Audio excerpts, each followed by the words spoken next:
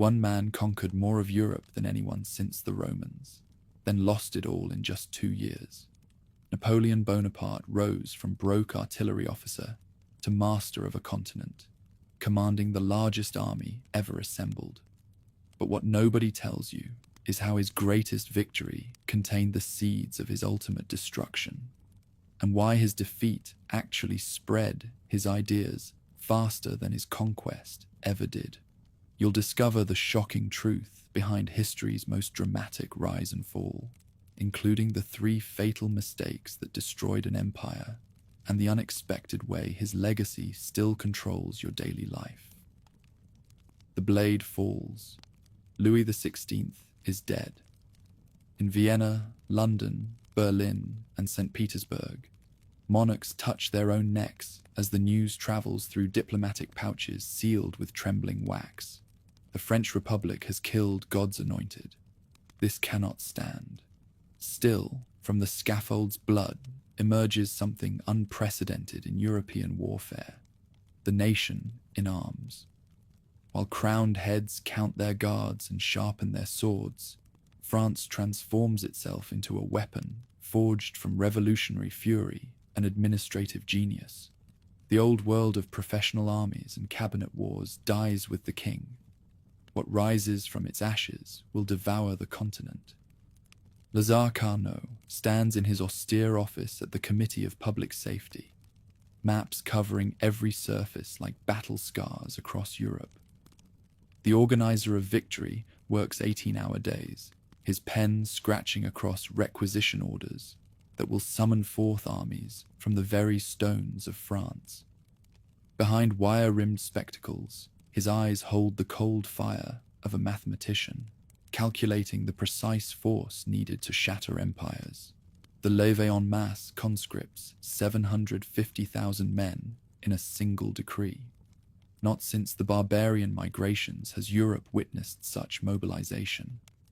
Village blacksmiths hammer plowshares into bayonets while their sons march away singing the Marseillaise. In Brittany, peasants who have never seen Paris shoulder muskets for the Republic. From Normandy to Provence, an entire people rises to defend revolution against the crowned vultures gathering beyond their borders. Aristocrat officers flee across frontiers or face the guillotine's embrace, their elegant swordwork no match for revolutionary justice. In their place rise sergeants who can read maps and show courage under fire. Men like Joachim Murat, son of an innkeeper, whose cavalry charges will one day shake European battlefields. The terror reshapes the officer corps with surgical precision. Those who survive are those who win. Blood pools in Toulon's muddy streets as British ships anchor in the harbour, their Union Jacks snapping in the Mediterranean wind. The royalist city has opened its gates to France's enemies, offering them the Republic's greatest naval base. For 3 days, autumn rain turns the siege works into a maze of trenches where desperate men crouch behind earthworks, waiting for someone to break the deadlock. Through this, hell walks a skeletal figure whose uniform hangs loose on his angular frame. Captain Napoleon Bonaparte ignores musket balls whining overhead as he sights his guns personally, his mathematician's mind calculating angles while his hands adjust elevation screws slick with rainwater and blood. He sleeps beside his cannons, shares his soldiers' soggy bread, and speaks to them in the patois of common men, rather than the polished phrases of the military academy. The breakthrough comes at dawn on December the 17th, 1793. Bonaparte's batteries have been repositioned during the night, a feat his enemies thought impossible in the face of British naval guns. The first salvo catches the enemy ships at anchor, iron balls skipping across the harbour, like stones thrown by an angry giant. Within hours, the British fleet cuts its cables and flees, leaving Toulon's defenders to face Republican justice alone. Victory transforms the unknown Corsican into the Republic's youngest general at 24. In the cafes of Paris, Men speak of the little corporal who seized Toulon through audacity and mathematical precision. His name appears in dispatches that reach the Directory, though few can pronounce it correctly. Bonaparte, a foreign sound for a foreign man in a nation discovering its own terrible power. But the terror devours its own children with mechanized efficiency.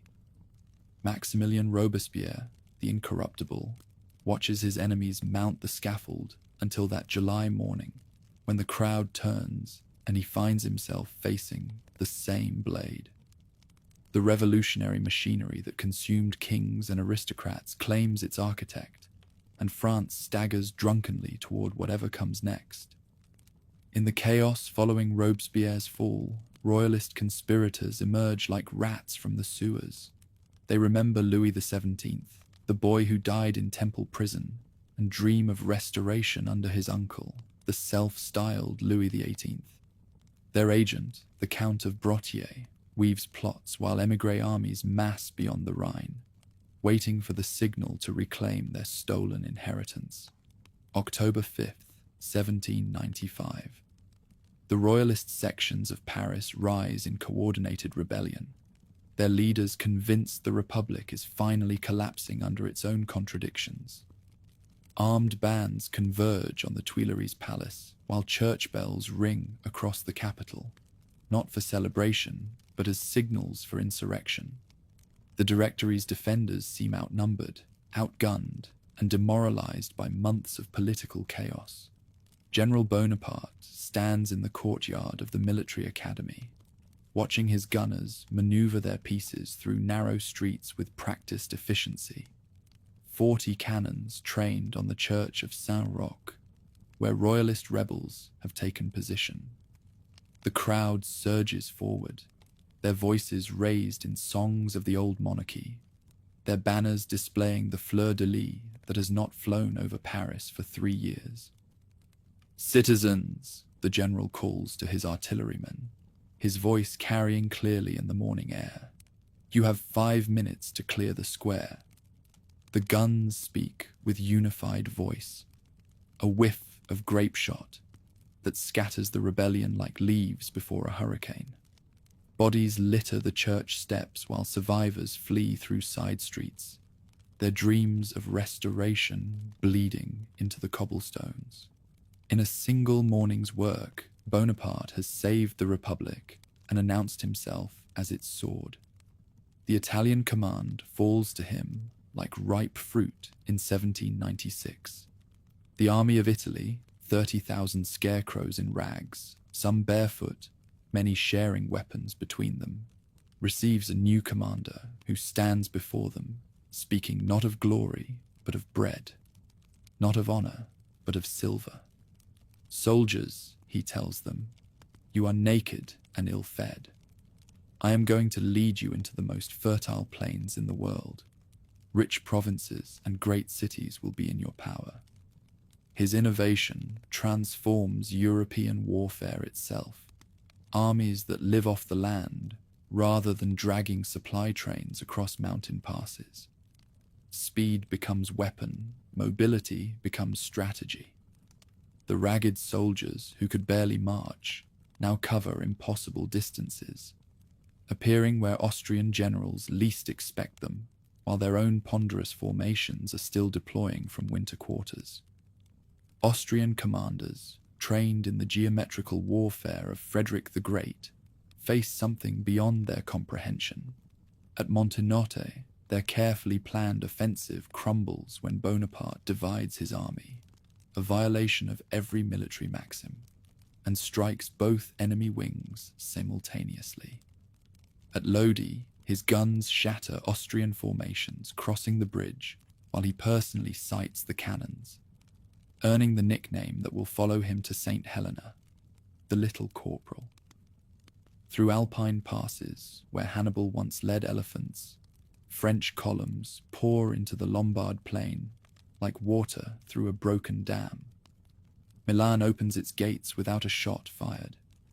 Venice watches nervously as revolutionary armies approach the shores of her lagoon. the ancient order of northern Italy dissolves as swiftly as spring snow, replaced by republics that bear French names and sing revolutionary songs. Gold flows northward in wagons guarded by cavalry, not the king's gold or the aristocrats' hoarded treasures, but the accumulated wealth of centuries liberated by revolutionary force. Churches yield up their plate, palaces their art, banks their reserves. The army of Italy grows rich while the Directory's empty coffers fill with Italian silver. But victory brings complications that no military academy teaches. In the marble palaces of Venice, ancient senators who remember the Republic's golden age watch French soldiers with expressions that mix contempt with calculation. The Pope himself sends envoys from Rome, His Holiness suddenly discovering republican virtues when French bayonets approach his temporal borders. Europe watches and calculates. In the Hofburg, Emperor Francis II studies maps that show French armies approaching his hereditary domains. From London, British gold flows to any prince willing to take French steel, though few remain eager after witnessing the fate of the First Coalition. The young republic has announced itself not through diplomatic protocol, but through the thunder of its cannons and the precision of its mathematics. Meanwhile, in the coffee houses of Paris, citizens read bulletins that transform their unknown Corsican general into a hero worthy of ancient Rome. His victories echo the conquests of Caesar, though fought for liberty rather than empire. The Directory itself begins to fear the very weapon it has forged. A general whose popularity rivals that of governments, whose soldiers worship him more than the Republic itself. By 1797, the man who had stood before his ragged army 2 years earlier now commands the loyalty of veterans who have seen Rome and walked through the galleries of confiscated palaces. They call him Le Petit Caporal, but their voices carry the devotion once reserved for kings. In their knapsacks they carry not just Italian gold, but something more dangerous: the knowledge that under this general's leadership nothing seems impossible. The revolution has created its instrument of expansion. What Europe does not yet understand is that the instrument is developing ambitions that transcend revolutionary ideology. On the battlefields of Italy, Napoleon Bonaparte has discovered not just his military genius, but his political destiny. The artillery officer who saved the Republic is already dreaming of replacing it. 400 ships slipped through Mediterranean fog on a May morning in 1798, their sails ghostly white against the pewter sky. The armada carries 38,000 men toward a destination so secret that even the generals sealed in their cabins can only guess at their fate. Aboard the flagship L'Orient, Napoleon Bonaparte studies charts by candlelight, while his secretary transcribes orders to commanders who will not read them until the die is cast. The fleet's human cargo defies every convention of military expedition. Alongside veteran grenadiers who storm the bridges at Lodi March, 167 of France's finest minds, mathematicians, astronomers, botanists, artists, engineers. In the hold of La Couronne, Claude Berthollet's chemical apparatus rattles against Gaspard Monge's surveying instruments, while Dominique Vivant-Denon sketches the profiles of common soldiers who will soon walk among Pharaoh's tombs. Admiral Nelson's hunting squadrons prowl these waters like sharks sensing blood, their weathered hulls cutting through swells as British lookouts scan every horizon for the French fleet that has vanished from Toulon. The one-eyed sailor commands 14 ships of the line, and an obsession that borders on madness. Find Bonaparte's armada and destroy it before whatever mischief the Corsican intends can unfold. Malta surrenders without firing a shot, its ancient knights too few and too old to resist French steel. Grand Master Ferdinand von Hompesch signs the capitulation in his palace, while French soldiers already occupy the harbour, their tricolour banners snapping above ramparts that have defied Ottoman fleets for centuries.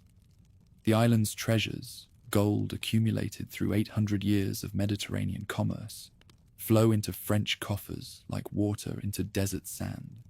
When the fleet turns south from Malta's limestone cliffs, truth spreads through the ranks like fever. Egypt, the land of the pharaohs, the path to British India. In the troop ships, veterans who have marched from the Rhine to the Tiber now contemplate a campaign beyond their wildest imagination. Some cross themselves and pray to saints whose names they learned in Norman villages. Others sharpen their bayonets and dream of eastern gold. The landing at Alexandria unfolds in pre-dawn darkness as boats heavy with armed men ground themselves on beaches where Alexander the Great once walked. French soldiers, dressed for European warfare in wool uniforms and leather stocks, stumble through surf onto sand that burns their feet through worn boot leather. The ancient port's inhabitants wake to find tricolour flags flying above their minarets, while foreign cannon mouth their harbour walls. Heat becomes the expedition's first enemy, more deadly than Mamluk steel or British sea power. The march from Alexandria to Cairo stretches across 3 weeks of hell that test endurance more severely than any European campaign. Men drink their own urine when water runs out. Horses collapse with foam on their lips. The sick and wounded ride in jolting carts while ravens circle overhead like harbingers of imperial doom. Desert mirages mock the suffering columns as shimmering lakes appear and vanish in the distance, their false promise driving men to madness. Soldiers who have stormed the heights of Rivoli now stumble through sand dunes, their muskets too hot to touch, their tongues swollen black with thirst. Behind them, a trail of graves marked with makeshift crosses stretches back toward the Mediterranean, like stations of a cavalry. Bedouin raiders strike at dawn and dusk, their camels flowing across the sand like shadows given deadly form.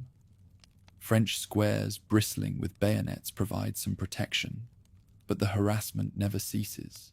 Sentries die with arrows through their throats. Supply wagons burn in the night. Isolated men simply vanish without trace into the vastness that swallows European certainties. But the general who leads this suffering host speaks to his men of Alexander and Caesar, of immortal glory that awaits those brave enough to seize it. At evening halt, when the squares form around precious wells, Bonaparte walks among his soldiers, sharing their brackish water and stale bread. His voice carries across the desert night, promising that their names will live forever in the annals of great deeds. July 21st, 1798. The pyramids of Giza rise from the plateau like monuments to eternity itself, their ancient stones golden in the morning sun. Before them, 10,000 Mamluk horsemen deploy in formations that would have made Saladin weep with pride. Each warrior bears weapons worth a king's ransom, Damascus steel inlaid with silver, mails forged in the workshops of Cairo, horses bred in the pastures of the Nile Delta. Murad Bey commands these magnificent fighters, his own armor blazing with gems that catch the sunlight like captured stars. For 40 years, the Mamluk lords have ruled Egypt as warrior princes, their cavalry charges breaking every enemy who dared challenge their supremacy. They have never faced European infantry formed in mathematical precision, never tested their medieval splendor against revolutionary geometry. French soldiers form squares as solid as the monuments behind them, their bayonets creating walls of steel that no cavalry can breach. Inside these human fortresses, veterans who learned their trade in the muddy fields of Belgium and the rocky passes of Italy prepare to face death. in formations their drill sergeants hammered into their bones. The eternal confrontation between discipline and courage, system and heroism, unfolds beneath the pharaoh's gaze. The charge comes with earth-shaking thunder as 10,000 hooves drum against sand and stone. Silk banners stream in the desert wind, while Mamluk war cries echo off the ancient pyramids. Individual warriors worth more in gold than entire French companies hurl themselves against formations that bend but never break, their courage magnificent and ultimately futile against the mathematics of modern war. Carnage litters the plateau as medieval splendor dies beneath volleys delivered with mechanical precision. Mamluk horses scream and fall while their riders tumble into sand already dark with blood. In 1 hour, the warrior princes who have ruled the Nile for centuries lose 2,000 dead. The Republican forces count 30 casualties. Cairo's gates open without another shot fired. August 1st. Admiral Nelson finally discovers the French fleet anchored in Aboukir Bay, their hulls dark silhouettes against the Egyptian coast. Admiral Brueys has positioned his ships in a line, confident that the shoal water between his anchorage and the shore makes attack from that direction impossible. 13 ships of the line swing at anchor, while their crews prepare for battle that most believe will never come. The British attack unfolds with tactical brilliance that will be studied for centuries. Captain Thomas Foley leads Goliath between the enemy line and the shore, accomplishing what Brueys thought impossible by threading his ship through waters barely deep enough to float her keel. Ship after ship follows this desperate course until half the British fleet has passed inside the Republican position.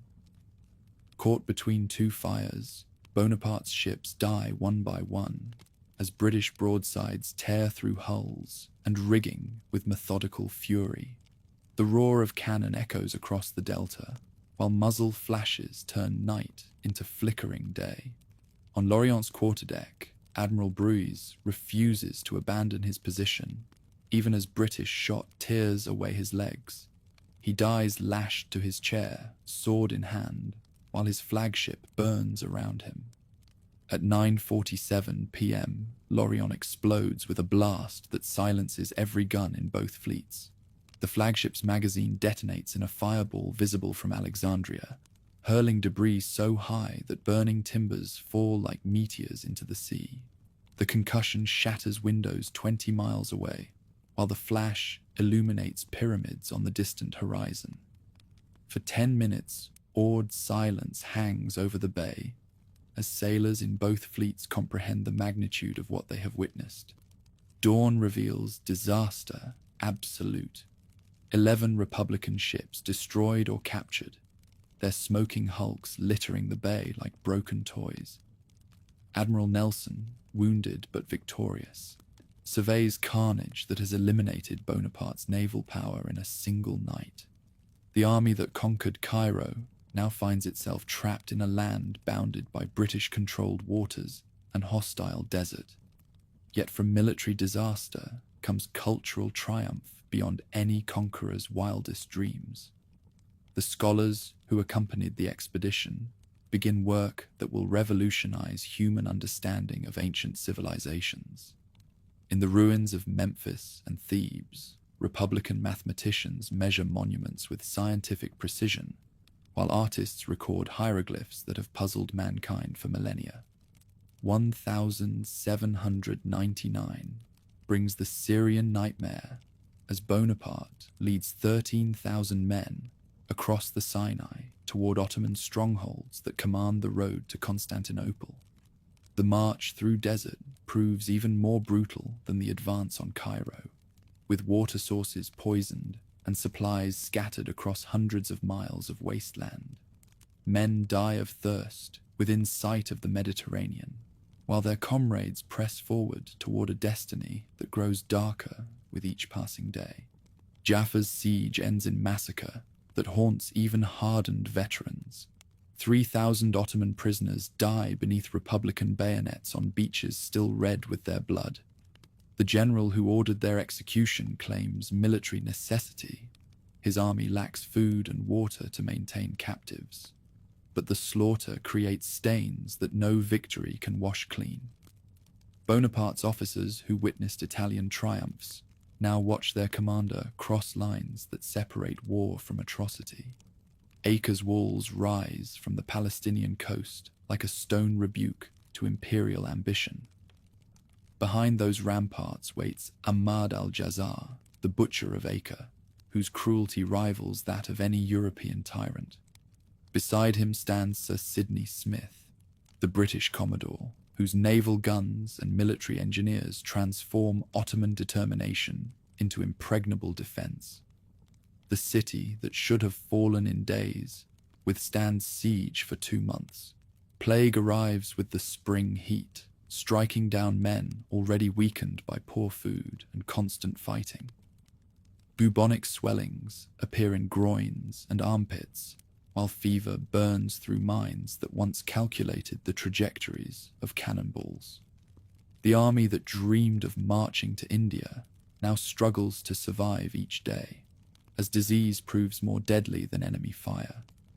The retreat becomes a death march across landscapes that seem cursed by divine wrath. Plague victims receive opium overdoses to spare them capture, their bodies left beside the road like milestones marking the expedition's failure. Officers who led charges at the pyramids now stumble through sand dunes, their uniforms reduced to rags, their dreams of Eastern Empire buried in Palestinian graves. But a common soldier using a black stone to shore up fortifications near Rosetta makes a discovery that will unlock the secrets of ancient Egypt. The trilingual inscription, hieroglyphic, demotic, and Greek, provides the key that Jean-François Champollion will use 20 years later to decipher the pharaoh's lost language. Military defeat births scholarly triumph that enriches human knowledge for all time. October 15th, 1799. Newspapers smuggled from Europe reveal the Directory's disasters and Austria's renewed attacks. France loses battles while her greatest general remains trapped beside the Nile, his army slowly melting away through disease and desertion. Bonaparte reads dispatches by candlelight in his quarters at Cairo, calculating odds that grow worse with every passing week. On August 23rd, 1799, the man who promised his soldiers immortal glory abandons them to their fate. A fast frigate slips from Alexandria harbor under cover of darkness, carrying the general and his chosen few toward France, while 30,000 men face death or surrender in the land they conquered for him. General Kleber, left in command, curses his departed chief in language that would blister paint. The abandoned army will surrender in 1801. Its survivors repatriated to a France that barely remembers their sacrifice.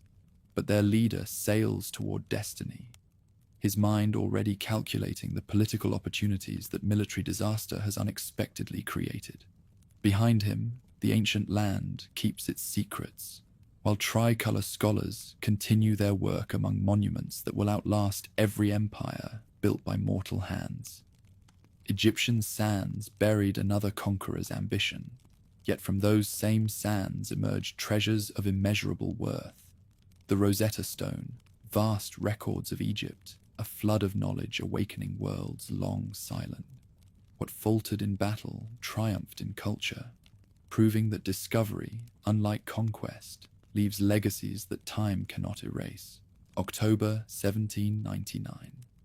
Napoleon Bonaparte lands at Fréjus on a grey dawn that transforms into golden triumph before the sun reaches its zenith. Word spreads faster than wildfire through the coastal towns. The Corsican is back. The victor of Italy has returned from the east, abandoning his army, but bringing with him the mystique of conquest. and the promise of salvation for a nation drowning in military disasters and political chaos. The journey to Paris becomes a procession worthy of Caesar returning from Gaul. At every village, mayors emerge with hastily prepared speeches, their hands trembling as they present keys to a man whose reputation has grown beyond all proportion during his Egyptian absence. The crowds that gather speak not of the disasters at Acre or the abandoned soldiers beside the Nile, but of Rivoli and Arcola, of the pyramids and the mysterious East. They cheer the conqueror of Italy. The Egyptian debacle remains a carefully guarded secret. Through Provence's autumn landscape, the general's coach rolls between ranks of common people who have traveled miles to glimpse the hero whose name fills the dispatches. Veterans on half-pay salute as he passes, their weathered faces brightening with hope that their sacrifices might yet find meaning. Women throw flowers while their children crane necks to see the small man whose legend has already outgrown his physical presence. At Lyon, the reception explodes into something approaching religious fervor. The city that has suffered through radical terror and counter-radical reprisals sees in Napoleon's return the possibility of stability, of order, without oppression. Silk merchants who have watched their trade collapse during the Directory's wars whisper that perhaps this general might restore prosperity along with glory. Meanwhile, in Paris, the Directory watches the commander's approach with emotions that mix relief and terror in equal measure. Paul Barras, the corrupt politician who has survived every political convulsion through adaptability and cunning, recognizes both opportunity and threat in the Corsican's return. The government needs a sword to restore order, but swords have a tendency to turn on their wielders. Emmanuel Joseph Sieyès embodies the intellectual crisis of Republican France. The abbé who wrote What is the Third Estate and helped design the revolutionary constitution now searches desperately for a formula that might preserve republican ideals while providing the strong leadership that the nation obviously requires. His famous phrase, "I am looking for a sword," will soon find its answer in the ambitious general approaching the capital. Word reaches the Tuileries that Bonaparte has entered the city during the dark hours before dawn on October 16th. By morning, his modest house on the Rue de la Victoire becomes the center of Parisian politics as visitors stream through doors that can barely contain the flood of office seekers, conspirators, and genuine patriots.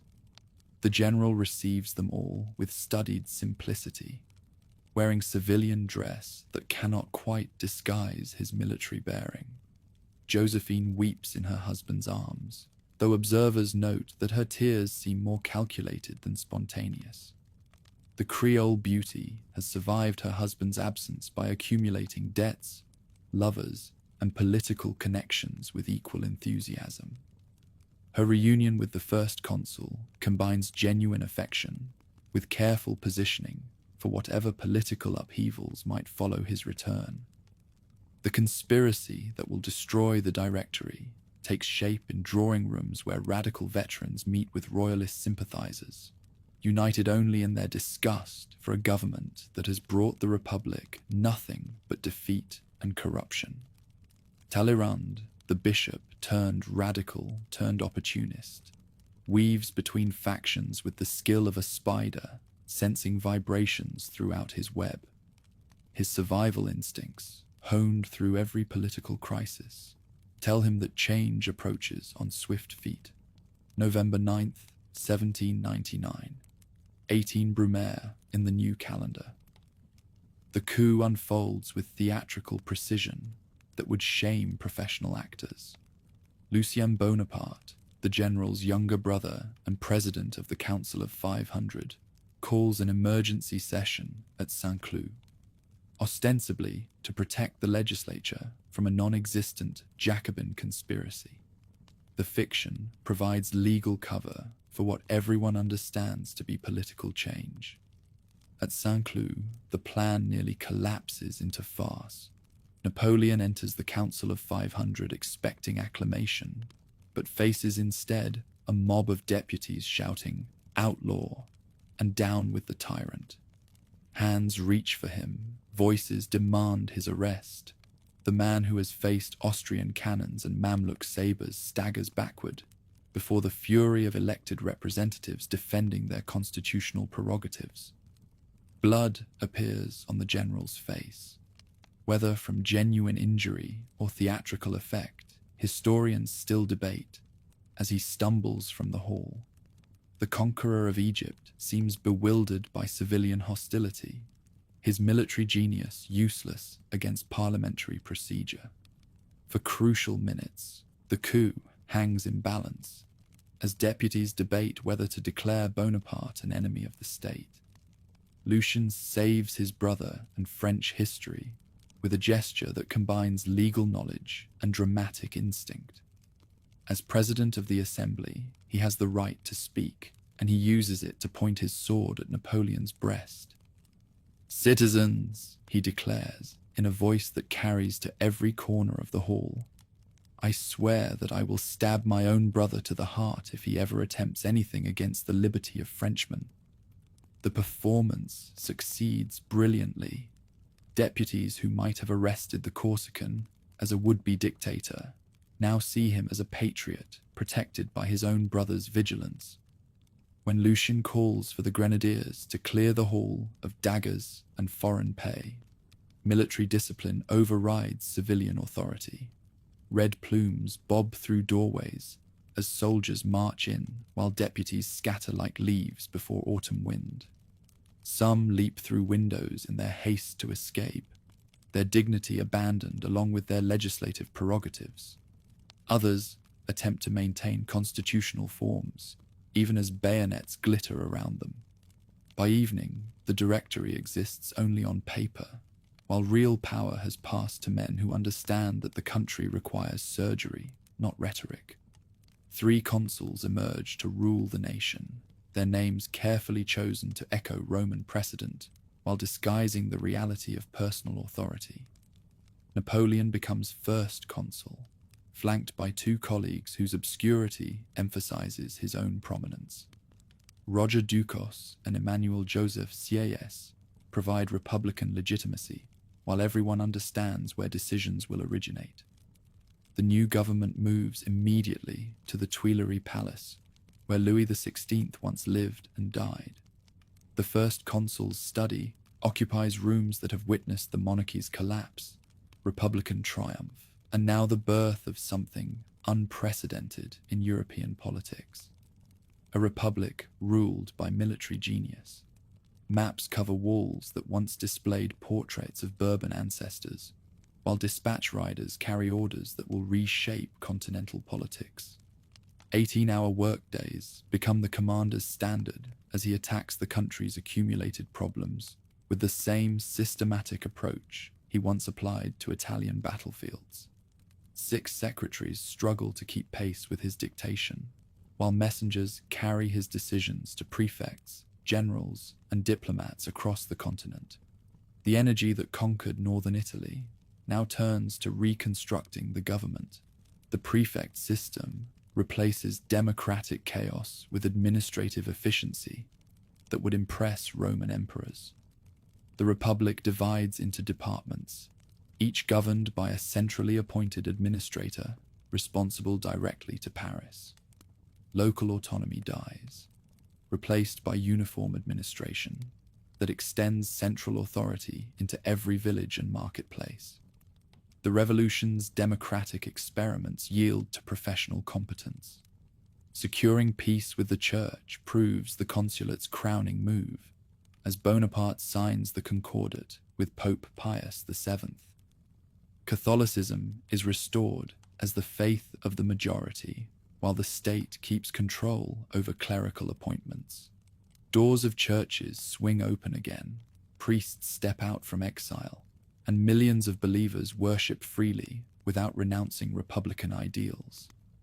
The bargain satisfies all parties through careful ambiguity. The The church recovers its buildings and legal status, while the state retains authority over episcopal appointments and clerical salaries. Catholics can practice their faith without appearing counter-republican, while republicans can support a settlement that preserves state supremacy over religious authority. From Bonaparte's drive for order comes the Code Napoleon, a legal framework whose influence spreads far beyond France. Roman law principles merge with popular innovations to create standards that emphasize property rights, patriarchal authority, and civil equality. A man can divorce his wife for adultery, but she cannot divorce him for the same offense. All male children inherit equally, destroying aristocratic primogeniture while maintaining paternal control. The code's influence spreads far beyond national borders, as conquered territories adopt its provisions and independent nations study its principles. Legal uniformity replaces centuries of local custom, creating frameworks that facilitate both commerce and administration. The Republic's promise of equality before law finds concrete expression in systematic jurisprudence. With politics steadied, economic rebuilding takes center stage, as the consulate confronts crises lingering from years of turmoil. The Bank of the Republic establishes a stable currency and dependable credit, silver francs replacing the discredited assignats. For the first time since 1789, the state balances its budget, while efficient tax collection secures revenue for both recovery and war. The consulate's reorganization of schooling gives rise to the lycées, institutions designed to prepare the officials who will run the empire.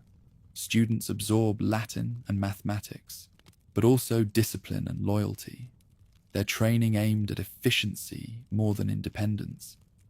In principle, the system rewards merit, though always within the framework of state service. Public works provide jobs for veterans and the jobless, while laying firmer economic foundations. Roads are rebuilt to speed both trade and armies, engineered with standards recalling Rome. Bridges knit together provinces once divided by rivers, and canals open inland towns to the sea.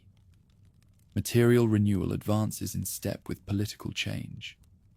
With Fouché in command, policing becomes an art of surveillance, a system that penetrates every street, salon, and workshop.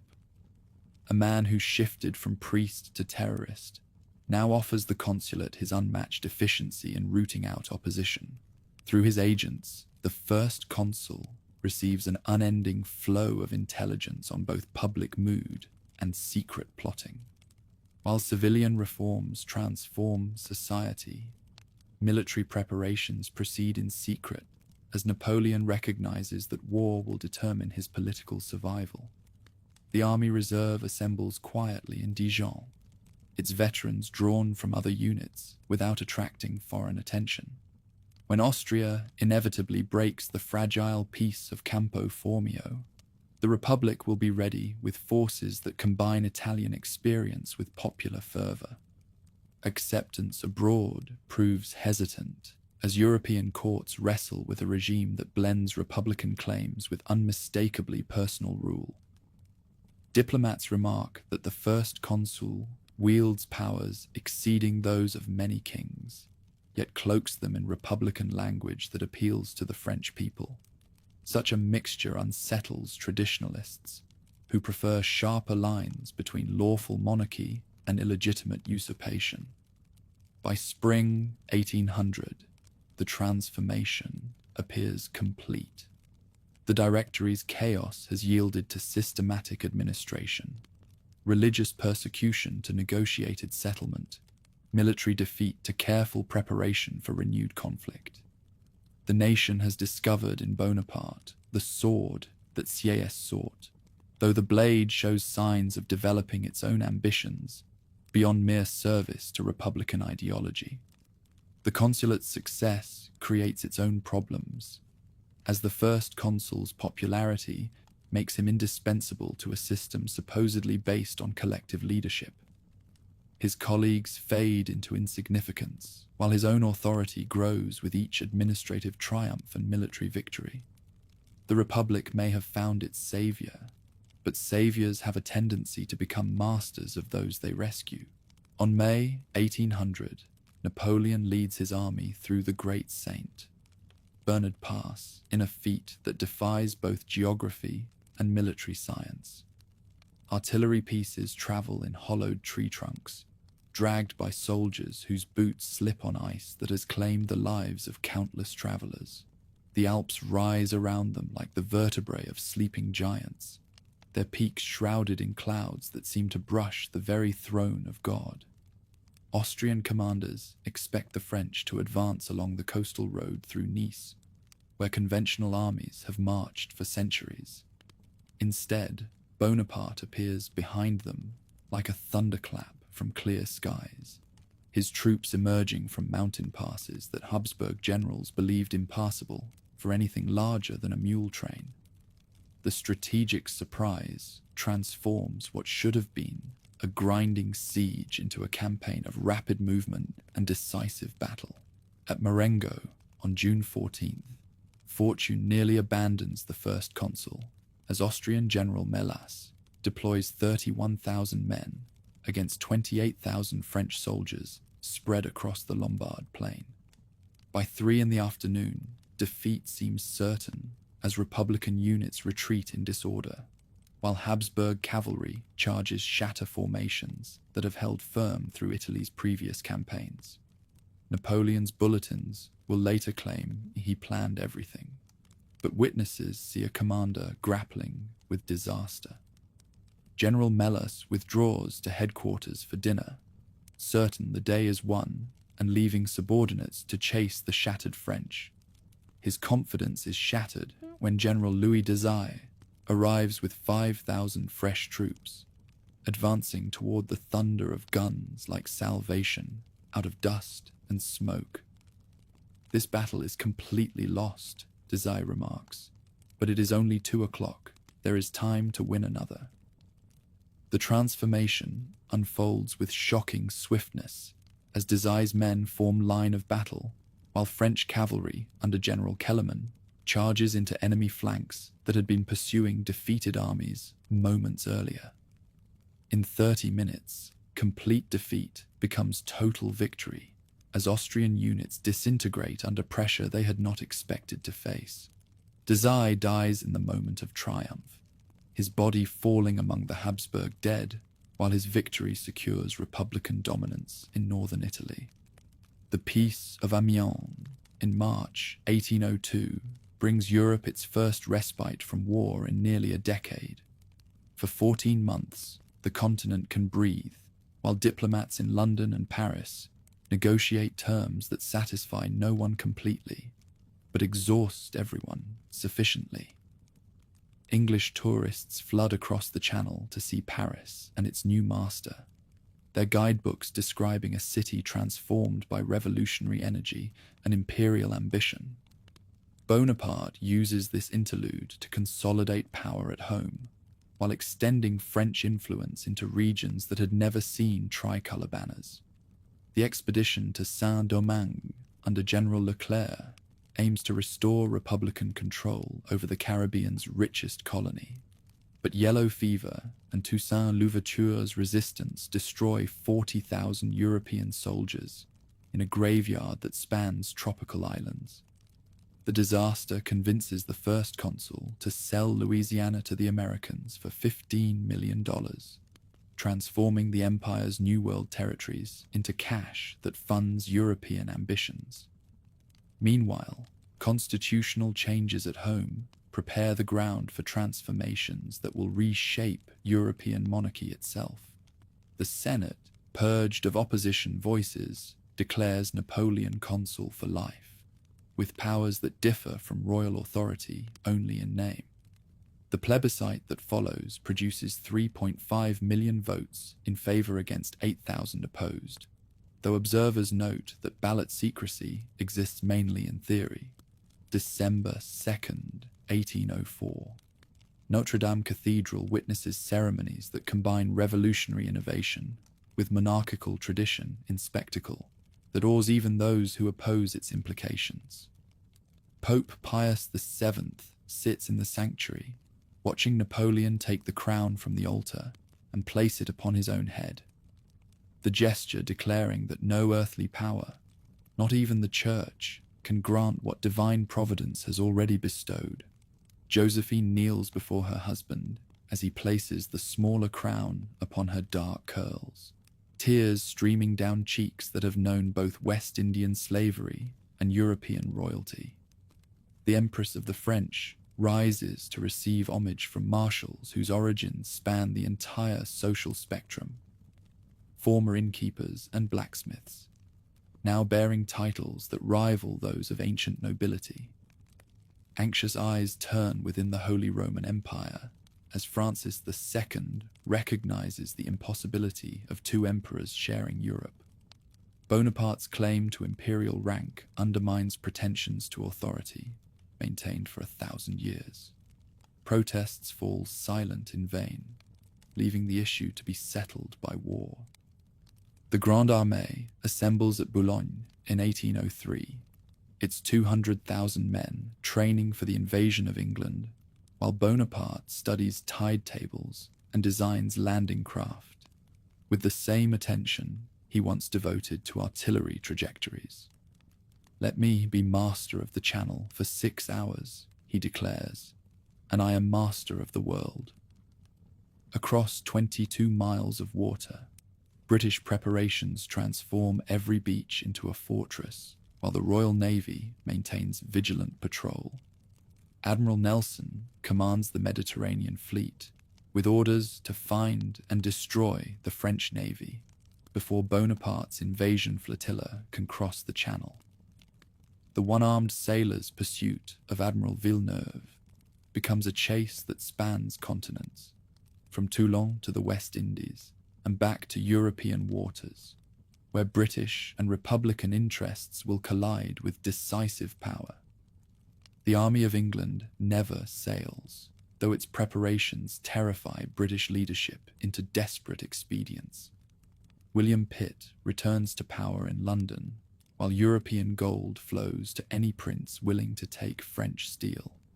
The Third Coalition forms as Austria, Russia, and Sweden unite with Britain in the last hope of containing Napoleon's expanding empire before tricolour eagles spread across the entire continent. August 1705 transforms everything when the emperor learns that Habsburg armies have invaded Bavaria, while Russian columns march westward through Poland. The threat to Republican allies cannot be ignored, while the opportunity to destroy enemy formations before they unite proves irresistible. On August 27th, the Grande Armée abandons its invasion camps and begins the march eastward that will culminate in some of military history's most brilliant campaigns. The speed of movement astounds even veteran observers as 7 corps advance along separate routes that converge on Habsburg positions with mathematical precision. In 30 days, imperial troops cover 500 miles while maintaining coordination that allows them to unite for battle or divide for supply as circumstances require. European warfare has never witnessed logistical planning on this scale or execution of such systematic perfection. October brings the campaign's masterstroke as Bonaparte's divisions encircle General Mack's army at Ulm before he grasps the peril. The trap is sprung by maneuvers that break every orthodox rule, yet deliver outcomes traditional generals deem unattainable. French corps emerge where scouts swear no enemy exists, their movements synchronized with the precision of machinery. General Mack commands 70,000 men and holds a fortress that should withstand any siege, yet finds himself trapped by formations that seem to materialize from empty countryside. The Habsburg generals' attempts to break out fail as imperial positions tighten around Ulm, like a noose drawn by invisible hands. By October 15th, surrender becomes the only alternative to starvation, though the capitulation shocks European courts with its completeness. 70,000 Austrian soldiers lay down their arms without fighting a major battle, their standards and artillery pieces becoming trophies that demonstrate Republican superiority in the art of war itself. The victory at Ulm eliminates Habsburg main strength, while leaving Napoleon free to advance against Russian armies that have marched too far west to retreat without battle.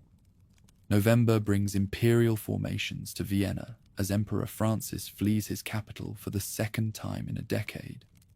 The ancient city opens its gates to avoid bombardment, while its inhabitants watch tricolour banners rise above palaces where Habsburg emperors have ruled since the Middle Ages.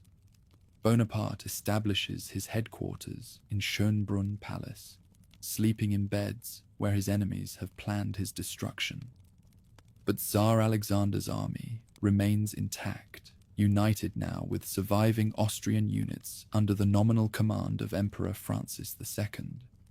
The Allied army totals 85,000 men, positioned on the Pratzen Heights near the village of Austerlitz, their commanders confident that superior numbers and strong positions guarantee victory over the upstart Corsican who has exceeded his proper station.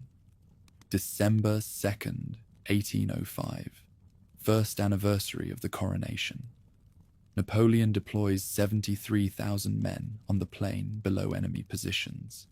His formations deliberately weakened on the right flank to tempt Allied commanders into attacks that will expose their own vulnerabilities. The tactical plan requires enemies to cooperate in their own destruction, a gamble that could prove fatal if Habsburg and Romanov generals refuse the bait. Dawn breaks cold and foggy as both armies prepare for battle that will determine Europe's political future. Thick mist fills the valleys, while soldiers on both sides peer through grey half-light, trying to distinguish friends from enemies, in conditions that reduce visibility to mere yards. The weather that seems to favour defence will prove crucial to Bonaparte's offensive plans. At 9 a.m., the sun burns through morning fog, in a meteorological display that Republican soldiers will remember as supernatural intervention on their emperor's behalf. The sun of Austerlitz illuminates the battlefield as Allied columns descend from the Pratzen Heights to attack the weak imperial right, exactly as the commander has hoped and planned. The battle unfolds like a chess problem solved by a master playing against amateurs. As Allied formations concentrate against the Republican right, Napoleon launches his central attack against the abandoned Pratzen Heights, his columns striking positions that enemy commanders have stripped to reinforce their assault. Marshal Soult's corps storms the heights, while Imperial artillery rakes Allied units caught in the valleys below. By afternoon, the Allied army disintegrates as formations find themselves cut off from retreat routes, while tricolour battalions control the heights they had occupied at dawn. Emperor Francis and Tsar Alexander flee the battlefield as their soldiers surrender or scatter across the frozen ponds that will claim hundreds of lives. Habsburg and Russian casualties total 27,000. Republican losses number fewer than 7,000. That evening, the emperor walks among the bodies, carpeting the battlefield, stepping carefully over Austrian grenadiers and Russian guardsmen, whose courage could not overcome mathematical superiority in position and movement. Torches carried by imperial soldiers, seeking wounded comrades, cast dancing shadows across faces that will never again see their native lands. This, Bonaparte tells his staff, has been the finest evening of my life. Triumph at Austerlitz secures Republican dominance across the continent and proves that the Corsican's generalship exceeds even his earlier triumphs. Austria bows to peace. Russia withdraws past Poland, and Britain remains alone to bankroll fresh coalitions. Armies bought with gold, but led without guarantee of skill. In the aftermath, European courts reassess their strategies, while Napoleon redistributes territories like a gambler dividing winnings. The Holy Roman Empire dies as Francis II abandons a title that has become meaningless, while German princes scramble to align themselves with imperial power before punishment falls upon those who resist inevitable change. From preparing a cross-channel invasion to commanding the heart of Europe, the emperor transforms the year, his eagles looming over monarchies that trusted ancient defenses. The fabric of the old order tears apart, replaced by one stitched together through bayonets and Bonaparte's brilliance. 2 weeks before Austerlitz, October 21st, 1805, the Atlantic roars off Cape Trafalgar.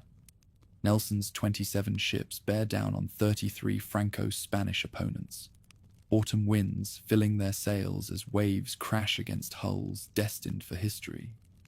Outnumbered but not outmaneuvered, the one-armed admiral stakes everything on revolutionary tactics designed for this single decisive hour.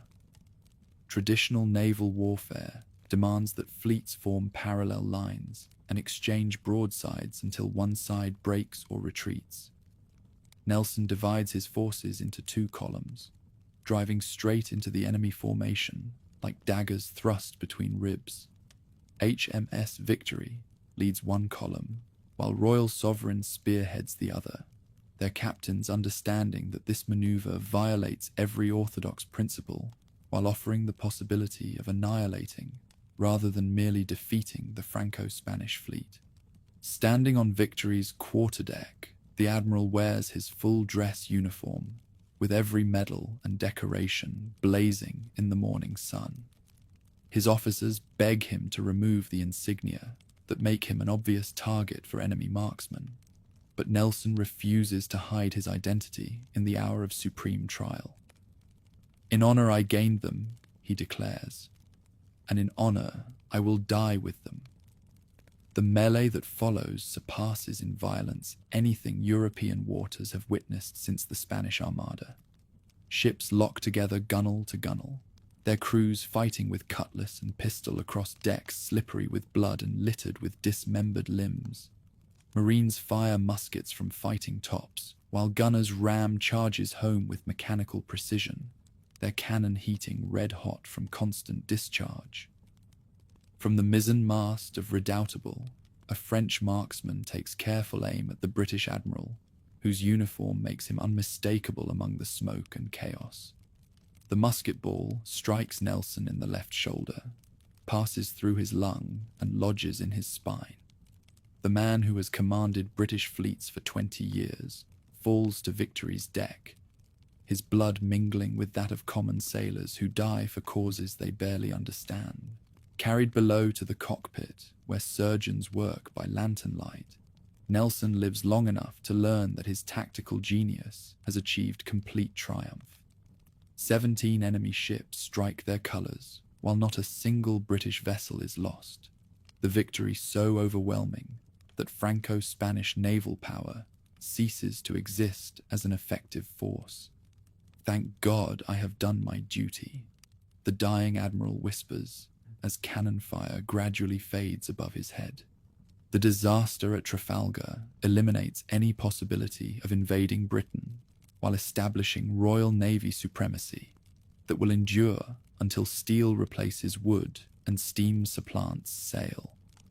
Bonaparte's dreams of crossing the Channel die with Admiral Villeneuve's fleet, though the Emperor himself has already turned eastward, toward enemies who can be reached by marching feet rather than sailing ships. 1806 brings Prussia into the war against France, ending a decade of profitable neutrality that has allowed Frederick the Great's successors to watch their rivals exhaust themselves in revolutionary conflicts. The Holy Roman Empire's dissolution and the creation of the Confederation of the Rhine, German states under direct imperial control, finally convince Prussian leadership that accommodation with Bonaparte has become impossible. Queen Louise of Prussia embodies her nation's martial spirit as she rides through Berlin, wearing military uniform and urging her subjects to resist the Corsican upstart who has dared to reshape German politics without consulting Europe's most formidable military power. Her beauty and courage inspire poets, while her political influence pushes King Frederick William III toward confrontation with an enemy whose military reputation she dismisses as mere propaganda. The Prussian army that marches toward French positions carries the prestige of Frederick the Great's victories and the confidence of officers who believe European warfare has changed little since the 7 Years' War. Their formations move with mechanical precision, their drill reaches perfection through decades of practice, and their discipline surpasses that of any European military establishment. Yet they are about to discover that revolutionary warfare requires innovations their traditions have never contemplated. October 14th, 1806, twin battles unfold simultaneously as the Grande Armée encounters Prussian divisions at Jena and Austerlitz, engagements that will destroy in a single day the military reputation that Prussia has spent 50 years building. At Jena, Napoleon commands 96,000 men against what he believes to be the main enemy concentration, though fog and confusion have led him to attack a secondary force under Prince Hohenlohe. 20 miles away at Austerlitz, Marshal Louis-Nicolas Davout leads his single corps of 26,000 veterans against the true Prussian main body, 63,000 men under the Duke of Brunswick himself. The engagement violates every principle of orthodox strategy, as outnumbered Republican forces defeat superior numbers through tactical flexibility and individual initiative that Prussian commanders cannot match. At Jena, Imperial artillery tears gaps in enemy formations, while cavalry charges shatter units that have trained for warfare that no longer exists. Prussian discipline, so effective against Frederick's enemies, proves inadequate against soldiers who combine Republican enthusiasm with professional competence. By afternoon, Prince Hohenlohe's army dissolves into panic-stricken flight as survivors flee toward Weimar and beyond. Davout's triumph at Austerlitz surpasses even his emperor's achievement, as the Iron Marshal's veterans destroy the army of Frederick the Great through superior marksmanship, aggressive maneuvering, and unshakable determination. The Duke of Brunswick dies leading a futile cavalry charge, while King Frederick William flees the field, leaving behind artillery, standards, and the reputation that Prussia will spend 6 years trying to recover. By evening, the military monarchy that once made Europe tremble has ceased to exist as an effective force. Prussian casualties exceed 25,000, while Republican losses total fewer than 7,000.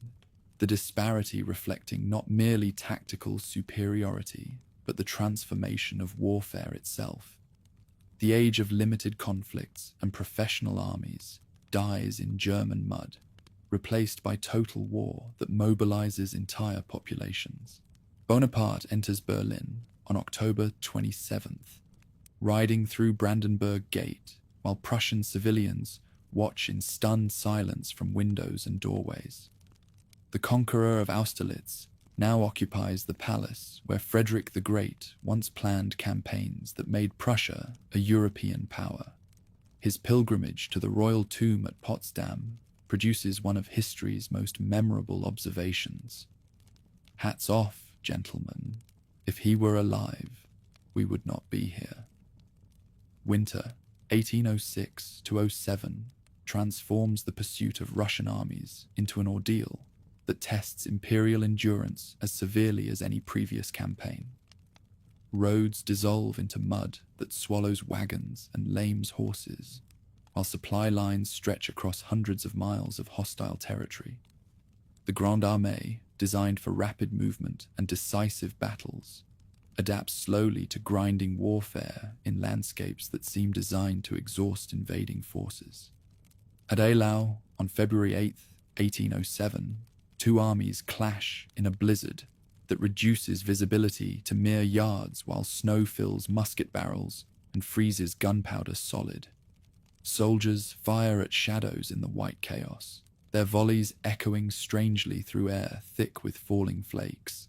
Cavalry charges disappear into frozen oblivion, while artillery crews work their guns by touch rather than sight.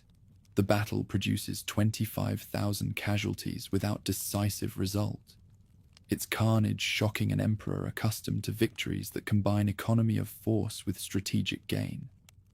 Walking among bodies that lie frozen in grotesque positions, Napoleon observes to his staff, "This spectacle is calculated to inspire princes with love of peace and hatred of war." The comment reveals growing awareness that unlimited ambition may exact costs beyond calculation. Spring brings better weather, and the decisive encounter at Friedland on June 14th, 1807. Russian General Bennigsen positions his army with the Alais River at his back, committing the elementary error of restricting his own retreat, while offering his opponent the possibility of complete annihilation.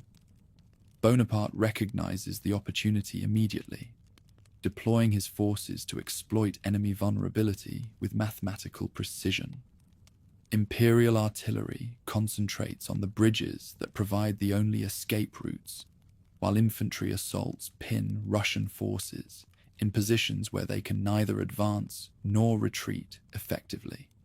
The slaughter continues for hours as enemy soldiers attempt to cross narrow spans under direct fire, their bodies falling into water that runs red with blood. Russian casualties exceed 20,000, while French losses remain minimal. The victory so complete that Tsar Alexander must seek immediate peace. July 7th, 1807. A raft moored in the middle of the Niemen River becomes the setting for negotiations that will redraw the map of Europe according to imperial ambition and Russian pragmatism. Two emperors meet on neutral water, where neither can claim advantage of position, their conversation determining the fate of millions who have no voice in decisions that will govern their lives for years to come. The embrace between Napoleon and Tsar Alexander appears genuine as the autocrat falls under the spell of Bonaparte's charisma and intellectual brilliance. They discuss philosophy and literature as well as politics, their conversations lasting for hours while Frederick William III of Prussia waits uninvited on the riverbank, like a supplicant seeking mercy from his superiors. The treaties of Tilsit create a new European order based on Franco-Russian partnership and Prussian humiliation. Alexander agrees to join the continental system against British trade, while recognizing imperial control over German territories. Prussia loses half its kingdom, including all lands west of the Elbe River, while its army is reduced to 42,000 men and forbidden to maintain fortresses east of the Oder. The Duchy of Warsaw emerges from Prussian losses as a restored Polish state, under Saxon rule but French protection. Its creation inspiring Polish patriots while terrifying every government that has participated in the partitions of 1772, 1793, and 1795. The resurrection of Poland, even in truncated form, suggests that Bonaparte's ambitions extend beyond mere territorial conquest to include the reorganization of European ethnicity itself. Europe seems conquered as imperial eagles cast shadows across kingdoms that had appeared secure behind ancient privileges and traditional alliances. Satellite monarchies rule territories from the Rhine to the Pyrenees. Louis Bonaparte governs Holland. Jerome commands Westphalia. Joseph administers Naples before moving to Spain, while Caroline and Joachim Murat reign over Naples in his place. Only Britain remains at war, its gold subsidizing future coalitions that may never find leaders willing to challenge French supremacy. The men who conquered Europe with Napoleon receive rewards that transform revolutionary soldiers into imperial nobility. 26 marshals of the empire share fortunes that rival those of ancient aristocracy, while maintaining the meritocratic ideals that distinguish them from hereditary privilege. Michel Ney, son of a barrel cooper, becomes Duke of Elchingen. Joachim Murat, whose father operated an inn, marries the emperor's sister and ascends the throne of Naples. Some marshals deserve their elevation through military brilliance that would honor any army in any age. Louis-Nicolas Davout, the Iron Marshal, never loses a battle while maintaining discipline that makes his corps the Grande Armée's most reliable formation.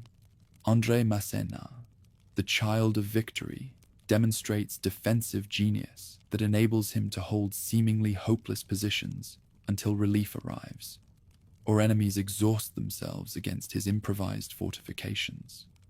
Others receive advancement through loyalty rather than competence, their devotion to Bonaparte compensating for tactical limitations that become apparent only in independent command. Jean-Baptiste Bernadotte's appointment as Crown Prince of Sweden will ultimately produce the greatest betrayal the emperor suffers, while Nicolas Soult's ambitions in Spain create difficulties that persist throughout the Peninsular War.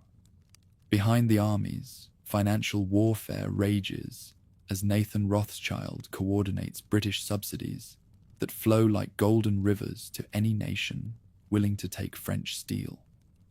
The London banker's network spans continents, his information travelling faster than official dispatches, while his credit supports coalitions that British diplomacy negotiates. Gold becomes a weapon as potent as cavalry charges or artillery barrages. In Paris, finance ministers wrestle with the challenge of sustaining endless campaigns without the British trade that once enriched France. Revenue now flows mainly from tribute demanded of conquered lands and spoils taken from defeated foes. When expansion halts, crisis comes as surely as winter after autumn, though few realize how tightly imperial stability rests on unbroken military triumph. The continental system takes shape as Bonaparte's weapon against British commerce, its enforcement requiring control over every European port from Hamburg to Naples. The economic blockade aims to strangle British trade while forcing continental consumers to purchase French manufactures. Though implementation proves as challenging as conception appears brilliant. Smuggling flourishes wherever enforcement weakens, while neutral nations resist restrictions that impoverish their merchants. By 1707, the emperor who began as an artillery officer defending the revolution has created an empire that surpasses Charlemagne's in extent while rivaling Rome's in ambition. Yet the very completeness of his triumph contains seeds of future disaster, as success breeds complacency, while resistance hardens among peoples who discover that submission offers no guarantee of fair treatment. The continental system will create enemies where none existed, while imperial relatives prove that blood relationships cannot ensure political loyalty. November 21st, 1806. From the conquered halls of Frederick's Palace in Berlin, Napoleon issues the decree that will transform mainland commerce into a weapon of war. No British goods shall enter any territory under French control. No ship that has touched English ports can dock in territorial harbours. The island kingdom that calls itself a nation of shopkeepers will be strangled by its own mercantile success, forced to watch its empire wither as markets disappear behind walls of Napoleonic bayonets. The Berlin Decree creates the blockade, a trade embargo spanning from the Baltic to the Mediterranean, designed to prove that land power can strangle sea power through systematic exclusion from mainland markets. English merchants who have grown rich on territorial trade will watch their warehouses overflow with unsold goods while their ships anchor idle in Portsmouth and Liverpool. England's response arrives with characteristic swiftness. The orders, in Council of 1807, declare that any vessel trading with French territories must first stop in British ports, submit to inspection, and pay duties that transform neutral business into tribute to the Royal Navy. The fiscal war escalates beyond anything international diplomacy has previously contemplated, with merchant ships becoming prizes and trade routes transforming into battlefields where gold matters more than gunpowder. Neutral nations discover that neutrality has become impossible. American vessels sailing from Boston to Hamburg find themselves seized by British cruisers, their cargoes confiscated and crews impressed into Royal Navy service. Ships departing Charleston for Bordeaux face capture by French privateers, unless they carry certificates proving they have never touched English soil. The young United States, attempting to trade with both belligerents, suffers violations of sovereignty that will eventually drag America into war. The reality of enforcing a blockade across thousands of miles of territorial coastline proves impossible from the moment it begins. Republican customs officials patrol beaches from Hamburg to Naples, yet every fishing village becomes a potential smuggling port. Every isolated cove a landing point for English goods disguised as Turkish textiles or American tobacco. Smuggling flourishes wherever enforcement weakens, creating underground networks that rival official business in sophistication. English manufacturers learn to ship their products through Hamburg, labeled as German-made, through Salonika, marked as Ottoman exports, through any neutral port willing to provide false documentation. The embargo's success depends on perfect coordination across diverse territories, while its violation requires only individual initiative and local corruption. In Paris, coffee costs 10 times its peacetime price, while sugar disappears from middle-class tables, forcing Republican citizens to sweeten their morning beverages with honey or go without entirely. Napoleon responds by ordering massive cultivation of sugar beets, his chemists developing extraction techniques that transform mainland agriculture. Territorial populations learn to prefer beet sugar to cane, though the transition costs fortunes and forces radical changes in dietary habits. Across the Channel in Manchester, textile warehouses overflow with finished goods that cannot reach their traditional markets. Mill owners watch their looms stand idle, while workers find themselves unemployed in a city built on international trade. The riots that follow demonstrate how fiscal warfare affects civilian populations as severely as military campaigns affect professional soldiers. But English business proves more adaptable than Bonaparte anticipated. Merchant houses that once concentrated on mainland markets pivot toward Latin America, the Ottoman Empire, India, and any region beyond Republican control. The City of London's financiers discover that excluding Britain from territorial trade merely forces them to develop global networks that prove more profitable than mainland business had ever been. The policy requires absolute control over territorial political structures. The Kingdom of Holland, under Brother Louis, should enforce the blockade rigorously, yet Dutch merchants continue trading with Britain through techniques ranging from simple smuggling to elaborate business fiction. In 1810, patience exhausted, the Emperor annexes Holland directly to France, eliminating the fiction of independence that had allowed his brother to moderate policies according to local interests. The Papal States present an even greater challenge as Pope Pius VII refuses to enforce measures that would impoverish his temporal domains, while contradicting his spiritual obligations. The Pope's opposition to closing his ports against English ships creates a gap in the blockade that Republican merchants exploit as eagerly as their English competitors. Bonaparte's response shocks Catholic territories as French troops occupy Rome, while their emperor orders the Pope's arrest and imprisonment. Pius VII finds himself a prisoner in Savona. Then Fontainebleau, his temporal authority suspended while his spiritual influence inspires opposition throughout Catholic regions. The scandal of imprisoning Christ's vicar on earth, alienates populations that had previously accepted republican rule. By 1811, the French Empire comprises 130 departments, stretching from Hamburg's Baltic shores to Rome's Seven Hills, its boundaries determined by the blockade's requirements rather than natural frontiers. Administrative efficiency replaces political autonomy, as Hamburg merchants find themselves governed by the same laws that regulate Neapolitan traders. The reorganization modernizes the continent through systematic application of republican administrative techniques and legal codes.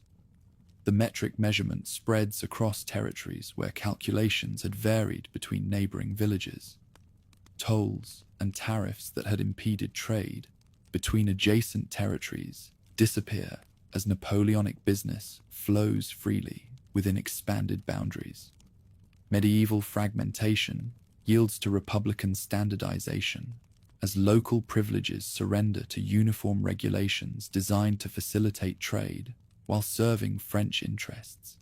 Yet the transformation creates conditions for future integration, while generating resentment among populations that value traditional autonomy over administrative convenience. In German universities, students and professors begin discussing concepts that Napoleon had never intended to encourage. If Germans scattered across 300 separate states can be governed by identical laws and share common institutions, perhaps they constitute a single people deserving political unity. Johann Gottlieb Fichte's addresses to the German nation articulate ideas that transform administrative efficiency into national consciousness. The Brothers Grimm collect folk tales not merely to preserve disappearing traditions, but to demonstrate cultural unity that transcends political boundaries imposed by foreign conquest. What Bonaparte intended as administrative convenience becomes the basis for ethnic awakening that will challenge every dynastic claim to territorial authority. Italian intellectuals develop similar arguments as they recognize that Milanese merchants, Tuscan farmers, and Neapolitan craftsmen share cultural characteristics that distinguish them from their republican rulers. Secret societies like the Carbonari meet by candlelight to discuss political futures that would unite the peninsula under Italian rather than foreign leadership. Portugal's refusal to enforce the embargo against Britain provides Napoleon with the pretext for intervention that will prove his greatest strategic error. Portuguese trade depends entirely on English markets and English protection, making compliance with the blockade equivalent to fiscal suicide. November 1807 witnesses Republican armies crossing Spain to occupy Portuguese ports, their march authorized by treaties that Charles IV signs under Napoleonic pressure. The Spanish royal family's weakness and internal divisions tempt Napoleon into interventions that violate both his strategic interests and his previous policy of governing through existing monarchies. March 1808 transforms mediation into kidnapping, as both Spanish kings find themselves prisoners rather than guests in Republican territory. Napoleon's decision to install his brother Joseph on the Spanish throne creates the illusion of another successful conquest, while concealing realities that will make Spanish rule impossible.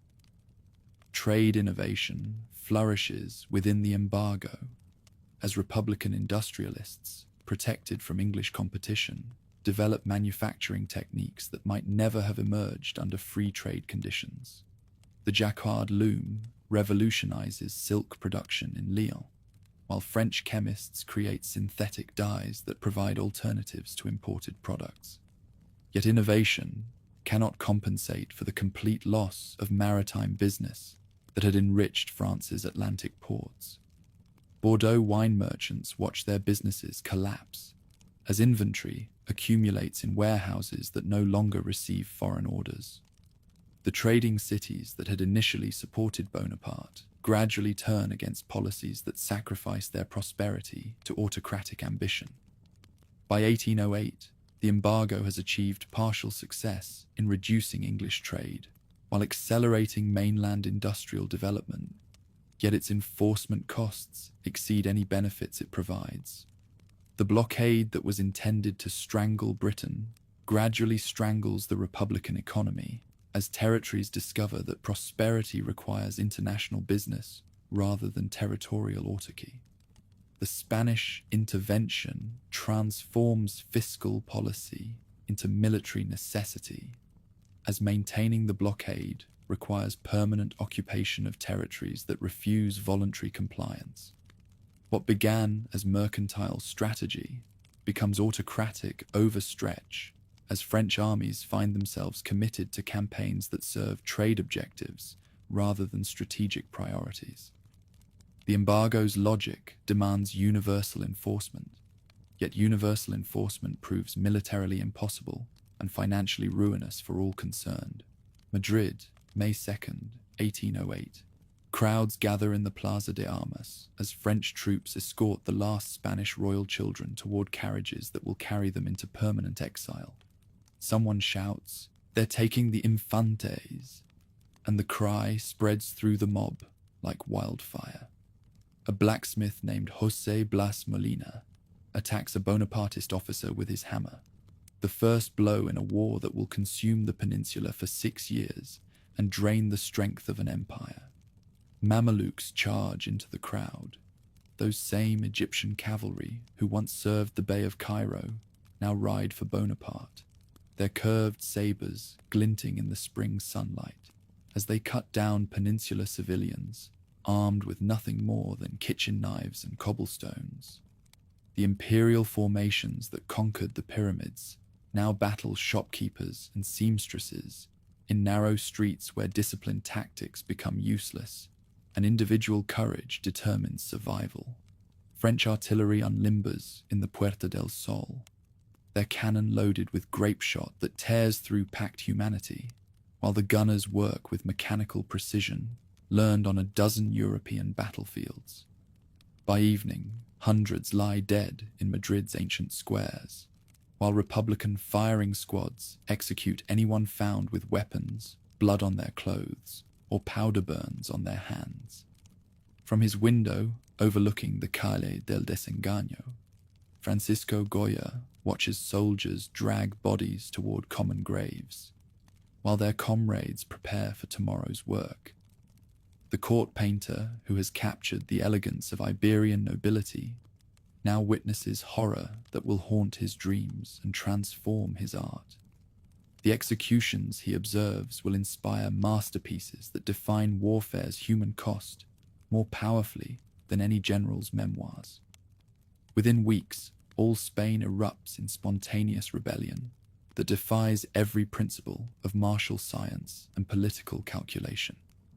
This is not organized opposition coordinated by professional officers, but universal fury that spreads from village to village without central command or strategic planning. Local juntas form in every province, each claiming to govern in the name of Ferdinand VII, while rejecting the foreign king imposed by Napoleonic decree. Priests tell their congregations that Napoleon is the Antichrist mentioned in Revelation, his very name containing the mystical number 666, when calculated according to ancient formulae that prove his diabolic nature. The emperor who signed the Concordat and restored Catholic worship in France becomes the beast of the apocalypse in peninsular pulpits, his every victory interpreted as evidence of supernatural evil that only divine intervention can defeat. At Bailen, on July 19th, 1808, the impossible occurs as Iberian regulars under General Castaños compel an entire Republican corps to surrender, the first capitulation of Bonaparte's armies since the Revolutionary Wars began 15 years earlier. General Pierre Dupont's 17,000 veterans lay down their arms before enemies they had been taught to despise, their defeat sending shockwaves through European courts that had assumed French tactical superiority was permanent and unchallengeable. The myth of Napoleonic invincibility shatters like crystals struck by hammers as news of Bailain spreads across the continent. In Vienna and St. Petersburg, diplomats who had resigned themselves to Bonaparte hegemony begin reconsidering their options, while in London, British gold flows toward any Spanish authority willing to continue the struggle. Joseph Bonaparte enters Madrid for the second time on July 20th, his Spanish subjects having fled the capital rather than witness their new monarch's coronation. Pepe Botella, Joe Bottle, as Iberians mockingly call him, rules empty palaces while his people plot his death from mountain hideouts and forest refuges. Autumn brings the emperor himself to the peninsula, with 200,000 veterans drawn from German garrisons and Italian depots. The flower of the Grande Armée marching through Pyrenean passes to restore imperial prestige, tarnished by peninsular defiance. Cities fall with clockwork regularity as Republican columns advance through regions that had defied Bonaparte's power for months. Yet victories mean nothing when enemies refuse to accept defeat as final. The term guerrilla, little war, is born in these mountains as fighters who cannot match French discipline develop tactics that turn imperial strengths into weaknesses. They never fight pitched battles, never defend fixed positions, never offer targets that conventional combat wisdom can address effectively. Instead, they strike supply convoys, murder isolated sentries, ambush messenger services, and disappear into countryside that shelters them like protective mothers hiding endangered children. A Republican lieutenant steps outside his billet to relieve himself and finds his throat cut by men who vanish like smoke into morning mist. Supply wagons that fall behind the main column are discovered burning, their drivers mutilated in ways that serve no martial purpose except psychological warfare designed to terrorize occupying armies. French reprisals escalate the horror as commanders respond to guerrilla attacks with systematic brutality designed to discourage further insurgency. Villages suspected of sheltering partisans are burned, while their inhabitants face execution or exile to regions where survival becomes questionable. Each atrocity creates new guerrillas as families seek vengeance for murdered relatives, transforming Napoleonic occupation into blood feud that transcends rational political objectives. August 1808. Witnesses British intervention. As Sir Arthur Wellesley lands in Portugal with troops that will eventually drive Bonaparte's armies beyond the Pyrenees, the future Duke of Wellington brings to Iberian warfare a defensive genius that transforms imperial tactical superiority into strategic vulnerability. His careful, methodical approach to campaign planning contrasts sharply with Napoleon's preference for rapid maneuver and decisive battle. Wellington's strategy relies on Portugal's unique geography and British naval supremacy to create conditions where Republican numerical advantage becomes irrelevant. The lines of Torres Vedras, massive fortifications protecting Lisbon, provide impregnable refuge where Anglo-Portuguese units can await Bonaparte's exhaustion, rather than seeking premature victory through offensive operations. The war develops a deadly rhythm that consumes resources without producing decisions. French formations advance, taking cities and winning battles against any organized opposition they encounter. But controlling territory requires dispersing troops across regions where guerrilla bands operate with impunity, their local knowledge enabling them to strike Napoleonic positions that cannot be adequately defended. Imperial soldiers concentrate again, abandoning conquered territories that immediately revert to peninsular control. Marshal André Massena, the child of victory, leads 60,000 veterans into Portugal, expecting to crush Wellington through superior numbers and veteran experience. Instead, he discovers enemies who retreat before his advance, while destroying everything that might sustain an invading army. Behind the lines of Torres Vedras, Allied formations wait, while Bonaparte's armies starve in a countryside deliberately emptied of resources. Goya, court painter turned witness to horror, creates his disasters of war. 82 prints that document the reality behind official bulletins and diplomatic protests.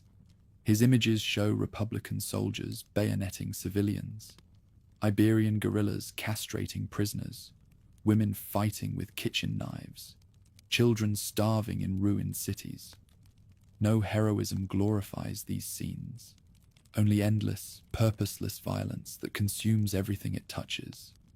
In one devastating print, a corpse sits propped against a tree, holding a sign that reads, "Nada." Nothing. This is what it says. Goya captions the image, his commentary serving as epitaph for enlightenment, hopes that reasonable men might end warfare through rational negotiation.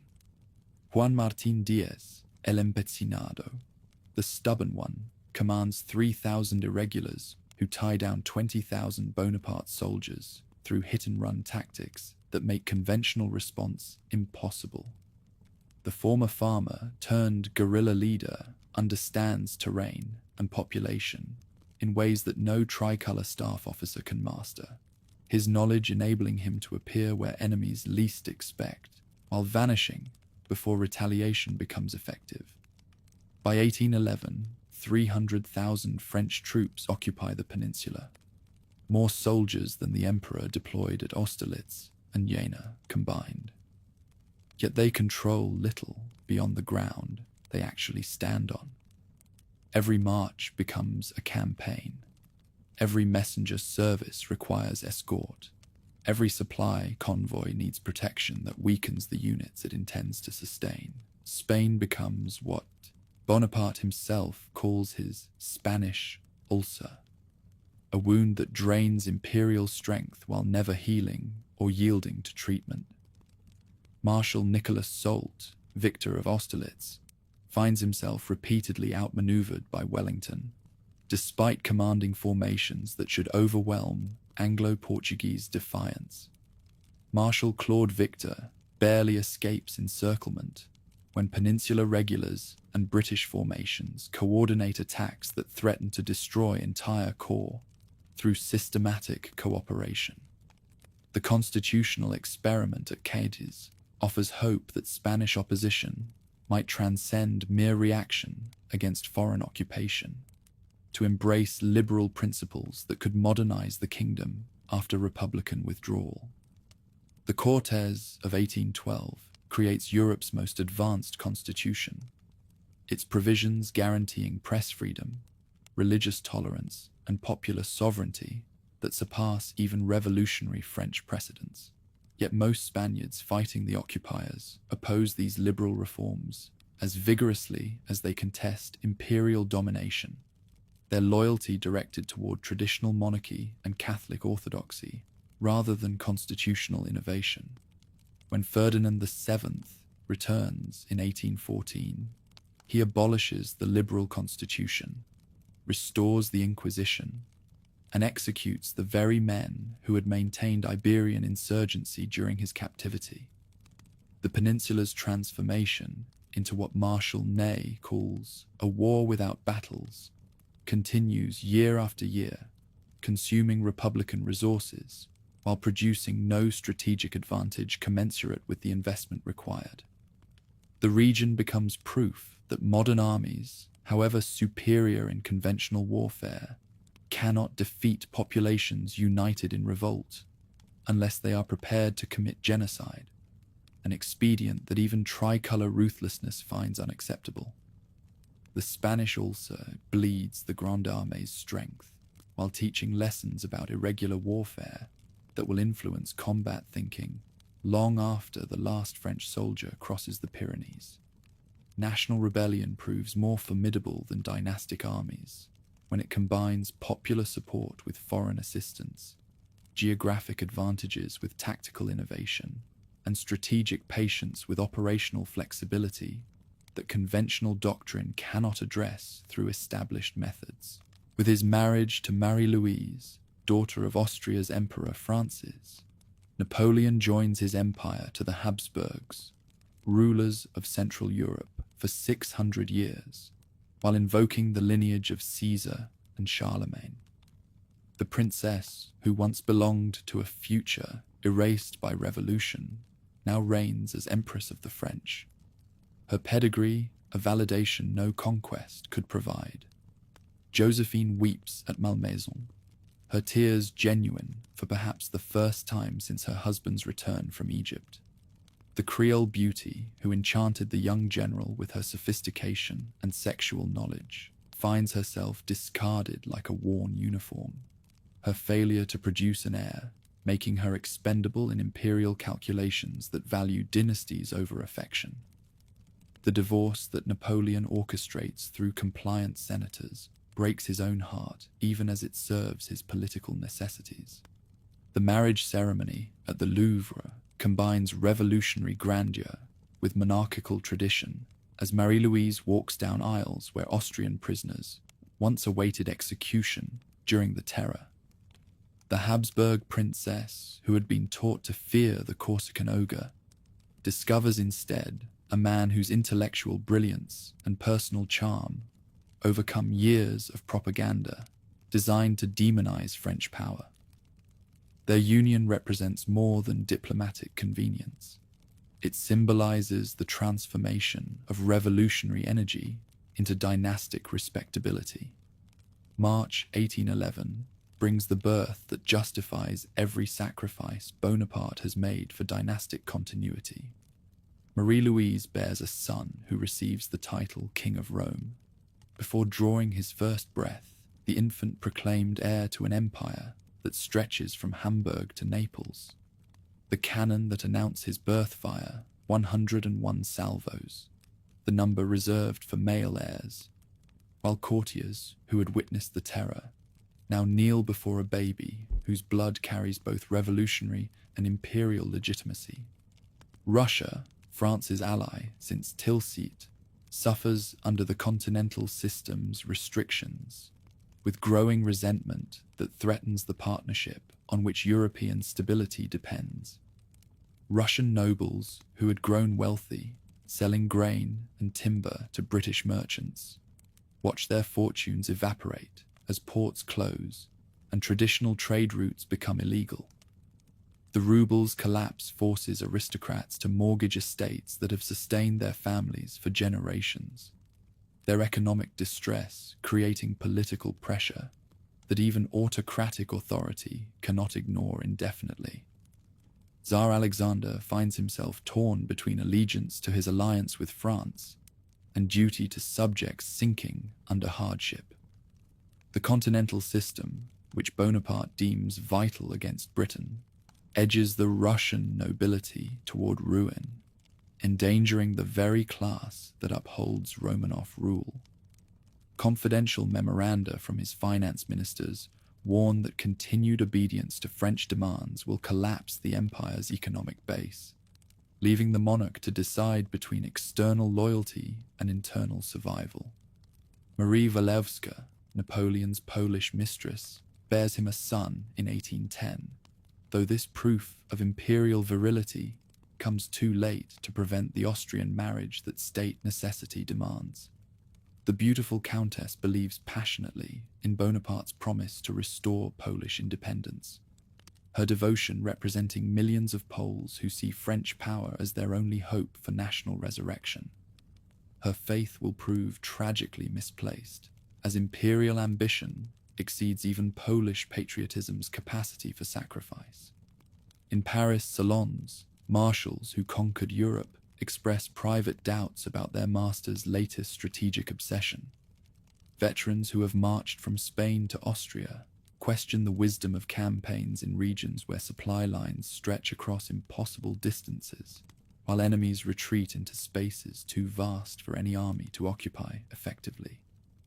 Berthier, the indispensable chief of staff, confides to intimates his desire to retire to his estates, Rather than organize another impossible expedition, some marshals grow soft in luxury that peace has made possible, their military edge dulled by Parisian society that values wealth over warfare.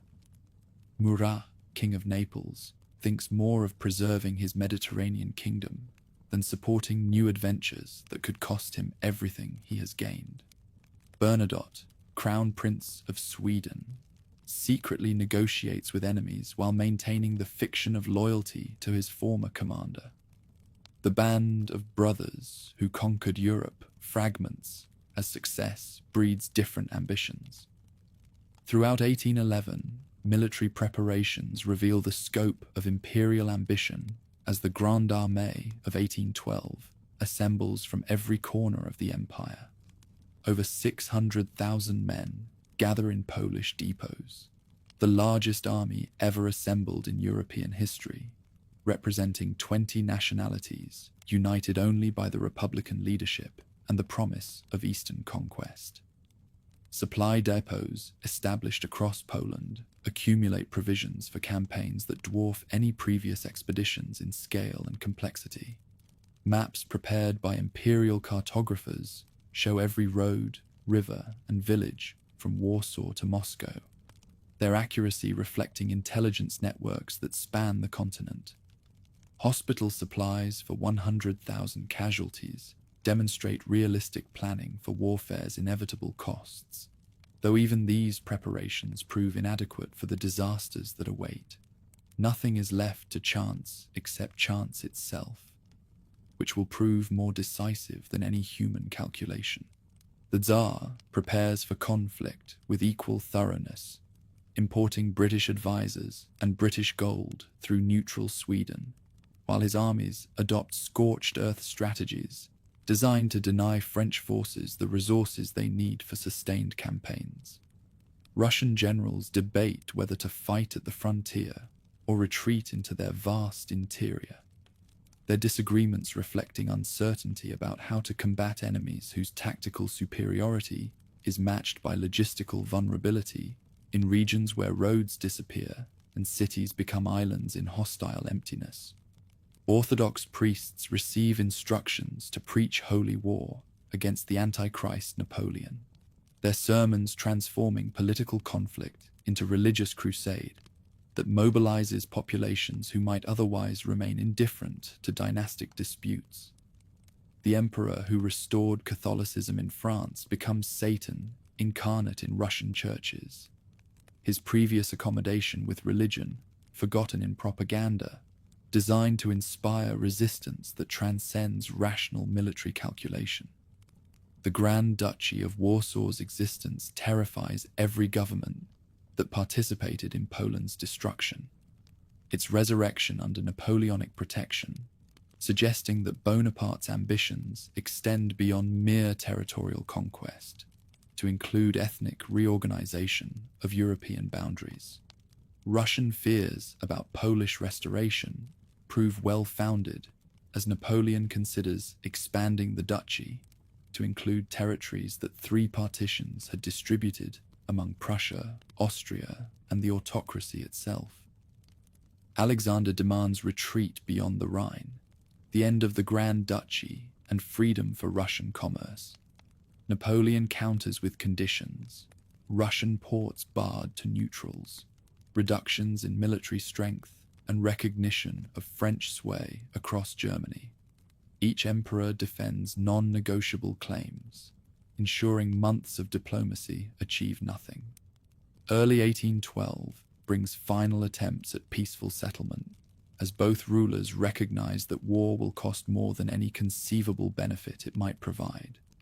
Napoleon's demands for commercial compliance conflict with Russian economic necessities, while Alexander's insistence on trade freedom threatens the continental system's effectiveness against British power. The diplomatic deadlock reflects incompatible strategic requirements that no negotiation can reconcile without one side accepting defeat without fighting. April 1812 witnesses the emperor's departure from Paris for Dresden, where tributary kings assemble to pay homage before the greatest military expedition in European history begins its eastward march. The King of Prussia provides troops he desperately wishes to withhold, while the Emperor of Austria contributes forces to fight his own daughter's husband. Only Bernadotte refuses participation, keeping Swedish neutrality while secretly planning betrayal of his former chief. May brings the Grande Armée's concentration in Poland as veterans who fought at Austerlitz march, alongside conscripts who have never seen battle, their diversity reflecting the empire's multinational character while creating communication problems that will plague the campaign. Supply wagons stretch for miles across Polish countryside that cannot sustain such numbers, their contents representing France's accumulated wealth transformed into military potential that must achieve decisive victory or face catastrophic loss. The army consumes in one day what entire provinces produce in a month, its appetite for supplies revealing the logistical impossibility of sustaining such forces in regions where local resources cannot meet military requirements. Veterans who have lived off conquered territories since Italy discover that Poland's poverty makes their usual methods inadequate, forcing reliance on supply lines that stretch across hundreds of miles of increasingly hostile territory. Napoleon issues proclamations declaring that Alexander has broken the Tilsit agreements, threatens European peace, and must accept submission to French leadership. The emperor who once promised that Austerlitz would be his last battle now prepares for conflict that he privately acknowledges represents his final gamble for European supremacy. At 42, he recognizes that age and enemies are accumulating faster than victories can eliminate them. June 23rd, 1812. The Grande Armée begins crossing the Niemen River into Russian territory under cover of darkness. Hundreds of thousands of men walking across bridges toward destinies none can foresee. No declaration of war accompanies the invasion, just the largest military force in human history advancing into spaces too vast for any army to control effectively. The emperor watches from a hilltop as his columns disappear into forests that have never known foreign conquest. Bonaparte's horse stumbles while he observes the crossing, throwing him to the ground in full view of his staff. Superstitious soldiers whisper that omens foretell disaster, though Napoleon dismisses such concerns with characteristic rationalism. The fall seems insignificant compared to the army's magnitude and his own confidence. Yet those who witness it remember the moment as prophetic, when later events reveal how completely fortune has abandoned the man who once claimed to be its master. The invasion begins with expectations of rapid victory through decisive battles that will force Alexander to negotiate before winter makes campaigning impossible. French generals plan for campaigns lasting 50 days at most, their calculations based on previous experiences where enemy armies offered battle rather than retreating into emptiness. The strategy that conquered Europe will prove inadequate for conquering spaces where armies can disappear without surrendering, and victories become meaningless unless they produce political settlements. Behind the advancing columns, supply lines stretch across Polish territories that have been stripped bare to sustain the expedition's impossible appetite. Civilians who welcomed French liberation from Prussian or Austrian rule discover that military necessity recognizes no distinction between allies and enemies when food becomes scarce, and survival requires ruthless requisition of whatever resources can be found. The emperor, who began as an artillery officer defending the revolution, has created the ultimate expression of revolutionary warfare, a citizen army that represents every European nationality united under French leadership for conquest, that will either establish permanent hegemony or destroy the empire that 20 years of victory have created. The stakes could not be higher, as the Grande Armée disappears into Russian forests, where trees have witnessed the rise and fall of countless armies that believed themselves invincible. As summer begins, Napoleon commands more men than any European ruler since Xerxes invaded Greece, his confidence justified by victories that span 2 decades and encompass every battlefield from Spain to Poland. Yet the empire's survival depends entirely on the success of campaigns in territories where geography favors defenders and climate destroys invaders who cannot achieve swift victory. The ultimate test of Napoleonic genius is about to begin, in landscapes where genius may prove insufficient against the elements themselves.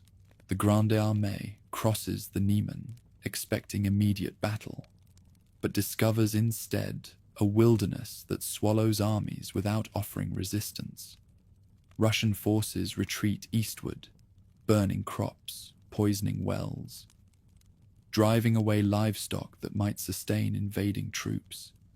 Napoleon's supply wagons, calculated for a 50-day campaign, cannot feed 600,000 men, marching through a landscape deliberately emptied of resources. Lithuanian roads marked clearly on Republican maps prove to be dirt tracks that disappear in summer rain, their surfaces turning to mud that swallows artillery pieces and lames cavalry horses. The army that crossed into the autocracy begins shrinking immediately, as stragglers fall behind columns that move too fast for the sick and exhausted to maintain pace. By July, desertion and disease have cost Bonaparte 100,000 men without a single major engagement. Russian armies under Prince Mikhail Barclay de Tolly execute strategic withdrawal with methodical precision that frustrates every attempt to force decisive combat. The autocracy's forces avoid battles they cannot win, while extending supply lines that enemies cannot sustain indefinitely. Villages evacuated before Republican arrival offer nothing but empty houses and poisoned wells. Their former inhabitants vanished into forests that provide no maps can penetrate. By July, the problems multiply faster than solutions as horses die from eating unripe grain. Men succumb to dysentery from drinking contaminated water, and artillery pieces abandoned on roadsides mark the army's passage like tombstones. Lithuanian peasants who should welcome liberation from Russian rule instead flee from liberators whose massive appetite devours everything in their path. The expedition that should inspire gratitude generates only terror among populations it claims to protect. The mid-August battle at Smolensk marks the campaign's first major encounter.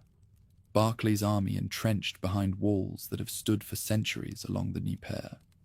Attacking columns smash the fortifications with concentrated fire, but the defenders retreat over the river after setting the town ablaze. Napoleon arrives to claim only ruins and empty granaries. The burning of Smolensk reveals Russian strategy with crystalline clarity: yield territory while destroying everything that might sustain foreign occupation. General Mikhail Kutuzov, the one-eyed veteran appointed to replace Barclay after noble complaints about endless retreat, understands that the autocracy's strength lies in its vastness rather than its armies. Patience and time, he tells subordinates who demand aggressive action. Those are the motherland's warriors. September 7th, 1812. 70 miles from Moscow, Kutuzov finally accepts battle at Borodino, deploying 120,000 citizens across ridges that command the road to the ancient capital. The encounter both armies understand will determine Moscow's fate brings together 250,000 men and 1,200 cannon in combat that will produce the bloodiest single day in European military history before the 20th century's industrial slaughter. The battle starts at 6 a.m. with Republican artillery preparing positions that Russian engineers have fortified through weeks of systematic labor. Attack follows counterattack, as earthworks change hands repeatedly, their parapets slippery with blood, while cannon fire tears gaps in formations that close ranks and advance again. The great redoubt becomes a charnel house where men fight hand to hand among corpses that pile like cordwood. Bonaparte, usually brilliant in tactical command, applies simple frontal pressure against positions that should be turned rather than assaulted directly. His imperial guard stands unused throughout the engagement. 20,000 elite veterans who could shatter Kutuzov's center but remain inactive while their master refuses to commit his final reserve 1,500 miles from Paris. "I will not have my guard destroyed so far from France," he declares, choosing caution over decisive action. By evening, 75,000 casualties litter the field, while neither side can claim meaningful victory. Russians withdraw in good order toward Moscow, their army bloodied but intact, while Republican forces count losses that represent 1/3 of their effective strength.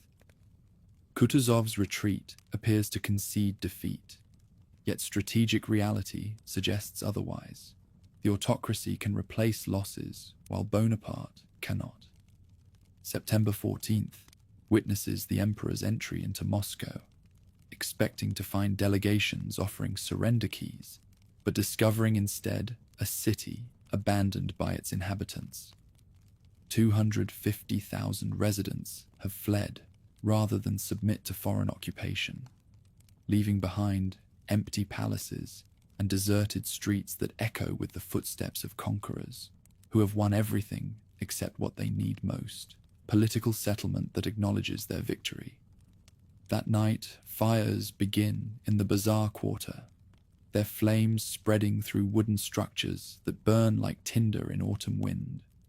For 4 days, Moscow burns, while Republican soldiers loot abandoned mansions, their arms filled with silk and silver, while the city that should shelter them becomes an inferno. Governor Fyodor Rostopchin's incendiaries have transformed the ancient capital into a funeral pyre that consumes Russian wealth rather than surrendering it to foreign enemies. Bonaparte installs himself in the Kremlin, occupying rooms once used by Ivan the Terrible to scheme his dominions. Yet his proclamations cannot mask that triumph on the battlefield has yielded only defeat in politics. The conqueror of Moscow discovers himself abandoned in a flaming capital, its desolation ridiculing every plan that foresaw surrender once the sacred heart of the nation was lost. Weeks pass without peace overtures, as Alexander maintains silence that becomes more eloquent than any diplomatic protest. Napoleon sends envoys to St. Petersburg, with terms that grow more generous as autumn advances toward winter. But the autocrat refuses all communication with invaders whose presence on Russian soil represents intolerable insult to orthodox dignity and imperial authority. October 19th brings the decision that transforms triumph into catastrophe as Bonaparte orders evacuation of the empty prize his army has paid so dearly to capture. The Grande Armée leaves Moscow carrying loot that will prove worthless when survival requires abandoning everything except weapons and food. 100,000 men march westward, still confident that retreat means temporary withdrawal rather than permanent disaster. Kutuzov blocks the southern route to Kaluga, forcing Republican columns onto the northern road they used during their advance, territory already stripped bare and lined with unburied corpses from the march toward Moscow. The same path that brought them to victory now becomes the avenue of their destruction, its milestones marked by graves that multiply with each passing day.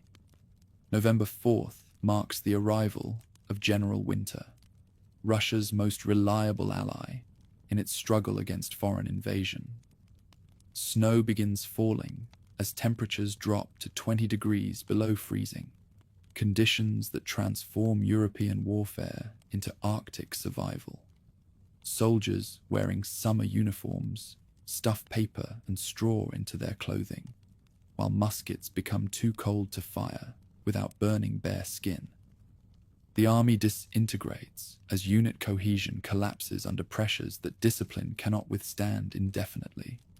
Men die with buboes swelling their necks as typhus spreads through ranks already weakened by starvation and exposure. Horses collapse with foam on their lips, their meat devoured raw by soldiers who have forgotten the taste of bread. The retreat becomes a death march across landscapes that seem cursed by divine wrath. Cossack raiders circle the dying columns like wolves sensing wounded prey, their hit-and-run attacks claiming stragglers who lack strength to keep pace with formations that grow smaller each day. Peasants armed with pitchforks hunt isolated groups, their fury reflecting years of foreign occupation that have taught them to hate invaders more than they fear military retaliation. Every night, thousands lie down in snow and never rise. November the 26th to 29th brings the ultimate test at the Berezina River, where the waterway that should be frozen solid in late November has thawed just enough to prevent crossing while remaining too icy for boats. 50,000 effective soldiers and 40,000 stragglers face rushing water, with Russian armies converging from 3 directions, their trap seemingly perfect. Bonaparte's engineers work in freezing current to build 2 bridges from materials salvaged from abandoned villages, their heroism enabling the guard to cross first, while combat units follow in formations that maintain some semblance of military order. Stragglers panic when they see escape routes, rushing bridges that collapse under weight they cannot support. Hundreds drown in water that runs red beneath the ice. As masses struggle to cross bridges far too narrow, enemy guns find their range, shells ripping through soldiers and non-combatants together. Engineers set fire to the crossings, even as thousands remain trapped. Those abandoned are condemned to die or be taken, while the retreat moves west, its trail littered with ruins and corpses stiff with frost. December 5th at Smorgon brings Bonaparte's ultimate betrayal as he abandons his dying army to return to Paris, where news of General Malet's attempted coup during his absence threatens political survival that military disaster has already compromised. Traveling by sleigh and carriage, the emperor crosses Europe in 13 days, while behind him, the Grande Armée's remnants stumble through snowdrifts toward frontiers they may never reach. Marshal Michel Ney commands the rear guard with courage that transcends human endurance, his face blackened with powder as he personally fires muskets against Cossacks who press closer each day. The bravest of the brave appears last seen at Kovno, still fighting while his uniform falls apart and his men die around him. Of 600,000 who cross the Niemen, fewer than 100,000 return, and of those survivors, fewer than 10,000 retain capacity for further combat. The catastrophe's scale numbs comprehension as numbers become meaningless abstractions that cannot capture individual tragedies multiplied across entire populations. 400,000 dead, 100,000 prisoners, 200,000 horses, 1,000 cannon. The accumulated military resources of a decade vanish in 6 months of campaigning that destroys the myth of Napoleonic invincibility, along with the armies that sustained it. More devastating than statistics, the expedition's veterans are gone forever. Men who fought at Austerlitz, Jena, and Wagram now lie frozen in Russian snow, their experience and loyalty irreplaceable assets that no conscription can restore. The institutional memory that enabled Republican forces to dominate European battlefields dies with sergeants who will never train new recruits or corporals who will never lead fresh companies into combat. Europe watches and calculates as reports filter westward, describing destruction so complete that even enemies feel shocked by its magnitude.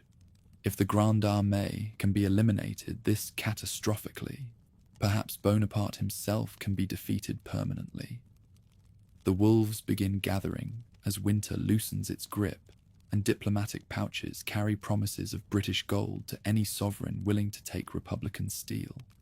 In Paris, the sovereign who once dictated the fate of the continent returns broken, his announcements powerless against the truth that snowstorms have achieved what Austria and Prussia could never claim. The withdrawal from Moscow is remembered not only as catastrophe in arms, but as the first fracture in an empire built on the legend of a commander immune to nature's limits.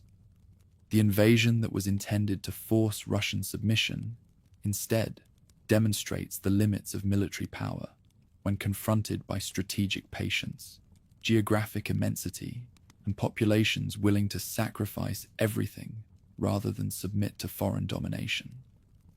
The autocracy's victory proves that some conquests cost more than any possible benefit they might provide, while some enemies grow stronger through apparent defeat than they ever were in nominal triumph.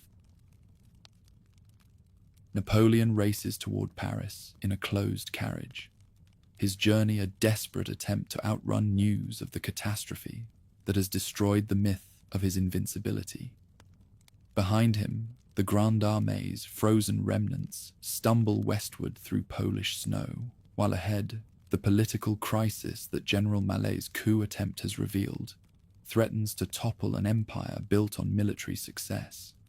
The emperor arrives at the Tuileries before reports of the disaster's full magnitude reach European capitals, but silence cannot long conceal losses that will reshape continental politics.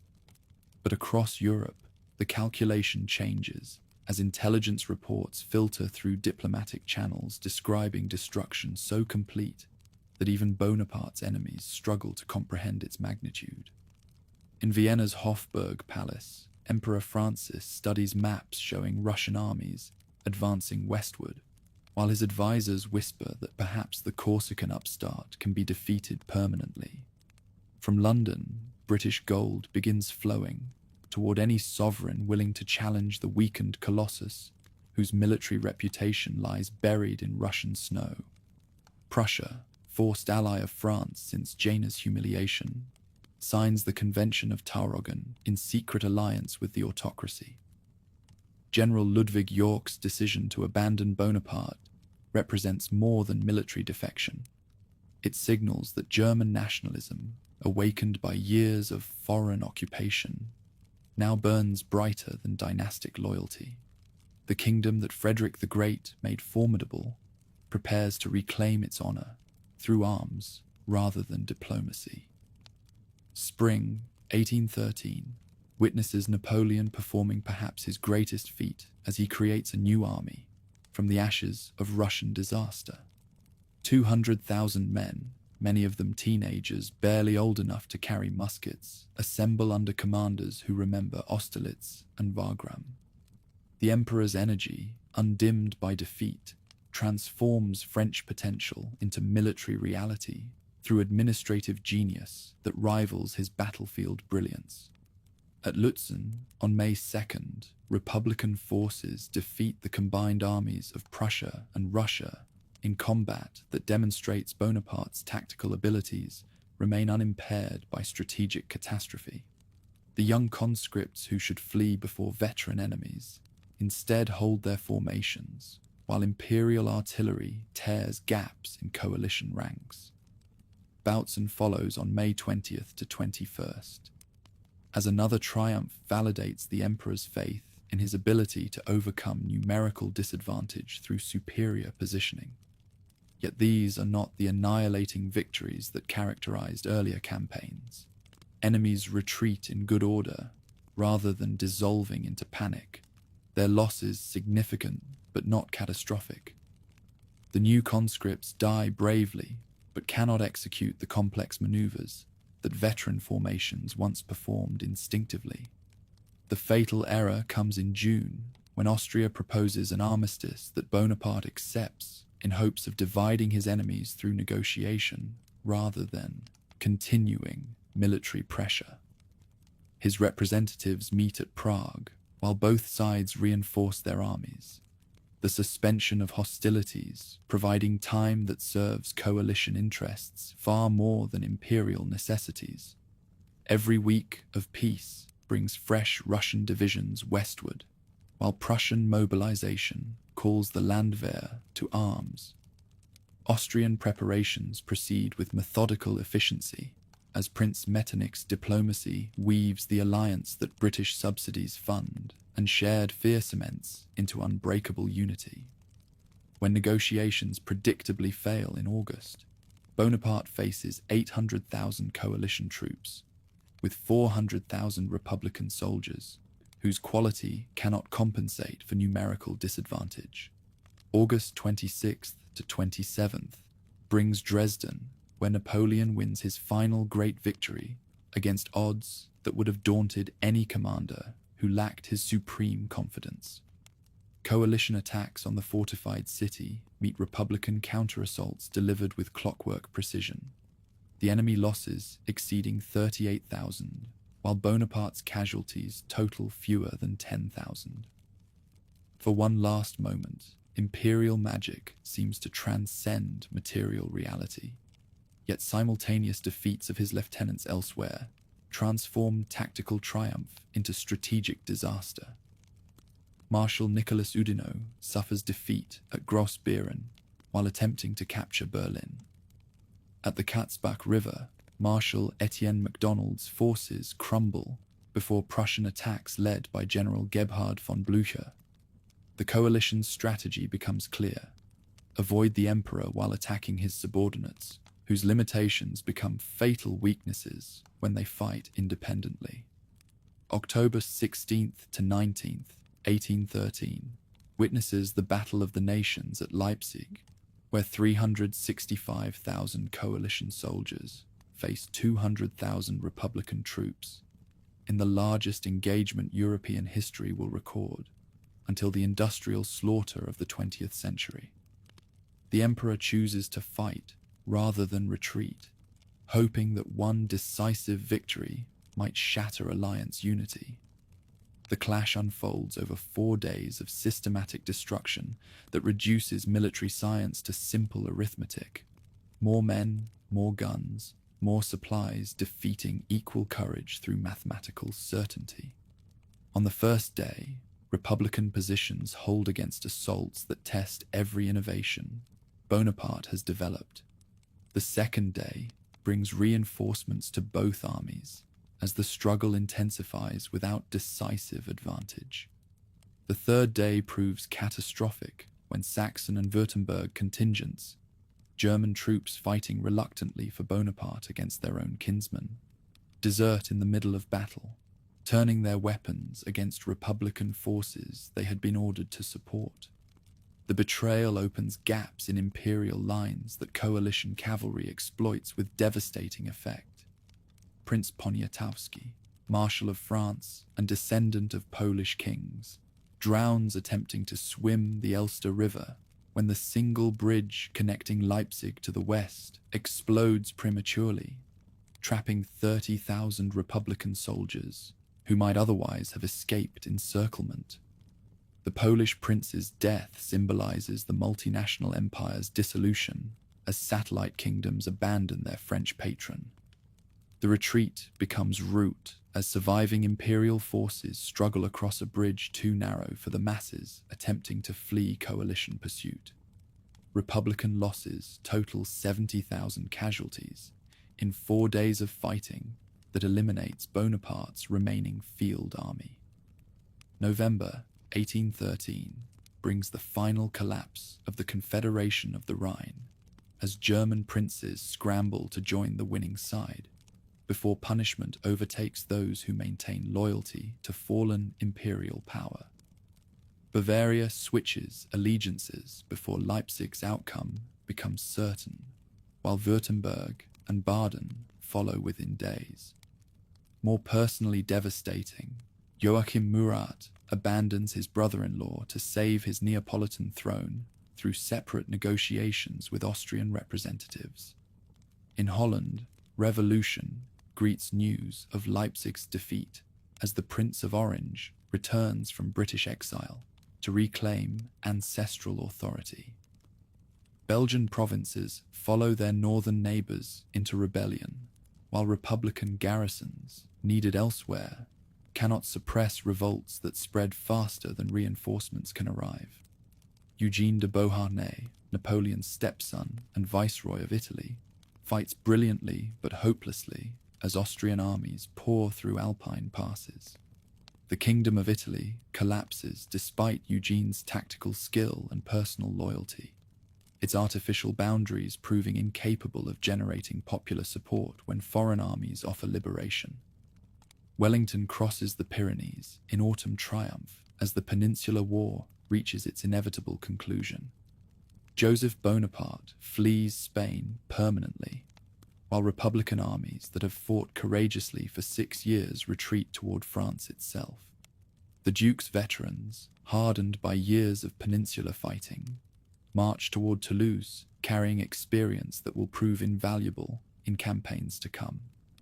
End of 1813 finds France facing invasion from every direction, as coalition armies mass on frontiers that had seemed secure when Russian snow first began falling on the Grande Armée's retreat. Germanic forces gather along the Rhine, while Austrian columns prepare to advance through Switzerland, their movements coordinated by staff work that reflects lessons learned from 20 years of defeat at Republican hands. The Royal Navy maintains absolute blockade of every Republican port from Hamburg to Genoa, their ships intercepting supply vessels that might sustain the defense while landing British gold wherever coalition forces can establish secure communications. Maritime supremacy, established at Trafalgar and maintained through systematic attrition, proves as decisive as any battlefield victory. Fortress France prepares for siege warfare on an unprecedented scale, as Bonaparte summons every available resource to defend frontiers that stretch from the Channel to the Mediterranean. The prefects, who had administered conquered territories, now organize resistance in departments that have never known foreign occupation. The Allies debate terms that range from generous peace with natural frontiers to complete dismantlement of Republican power, their negotiations complicated by conflicting national interests that victory has not eliminated. Tsar Alexander seeks to march triumphantly through Paris in revenge for Moscow's burning, while Metternich prefers balance that weakens France without creating Prussian or Russian hegemony. In Paris, conscription orders summon boys and old men to defend an empire built by veterans who lie frozen in Russian snow or buried in German soil. The nation that had raised 750,000 soldiers for the levée en masse now struggles to field 200,000 effective troops, its human resources exhausted by 20 years of continuous warfare. The emperor who had seemed invincible now faces the ultimate test of his political and military genius. The winter of 1813 to 1814 will provide answers that determine not only Bonaparte's fate, but the future of European civilization itself. Allied armies surge across the Rhine like an avalanche from the Alps, 300,000 men advancing with the precision born of 20 years of hard lessons in defeat. Against them, Napoleon musters barely 70,000, youth scarcely old enough to shave alongside veterans scarred by every field from Italy to Germany. These Marie-Louises, as the conscripts are derisively named, are charged with defending an empire under odds that might have daunted Alexander or Caesar. What follows becomes perhaps the Corsican's most brilliant campaign, as he transforms desperate defense into tactical masterpiece that rivals any achievement of his golden years. Like a chess master facing multiple opponents, the emperor strikes where enemies least expect. His movements so rapid that Allied commanders lose track of Republican forces that appear and vanish like phantoms haunting the countryside they know better than any foreigner can learn. At Champaubert on February 10th, Bonaparte destroys an isolated Russian division through concentration that achieves local superiority despite overall numerical disadvantage. The young conscripts who should flee before veteran Cossacks instead hold their formations, while French artillery tears gaps in enemy ranks that remember Moscow, but have forgotten the tactical innovations that made Republican forces supreme on European battlefields. Montmirail follows on February 11th as another crushing victory demonstrates that genius can transcend material limitations when properly applied. Château-Thierry on February 12th and Vauchamp on February 14th complete 4 triumphs in 5 days that shock Allied leadership into reconsidering their assumptions about the commander's capacity for resistance. The mathematics of warfare seem suspended when one man's brilliance compensates for every disadvantage that logic suggests should prove decisive. But victories mean nothing without strategic consequences that transform tactical success into political settlement. The emperor defeats enemies in detail, yet they regenerate with endless reinforcements drawn from populations that dwarf French resources.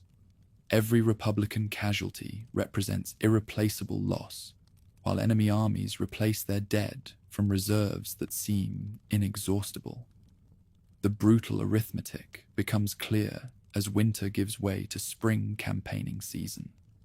For every Allied soldier killed, 3 arrive to take his place. For every Republican veteran who falls, France must send a boy who has never fired his musket in anger. The commander who once led Europe's finest armies now directs children against professional soldiers whose experience spans decades of continental warfare. March 1814 witnesses the noose tightening as enemy columns converge on the capital, while Napoleon fights brilliant holding actions that cannot prevent inevitable defeat.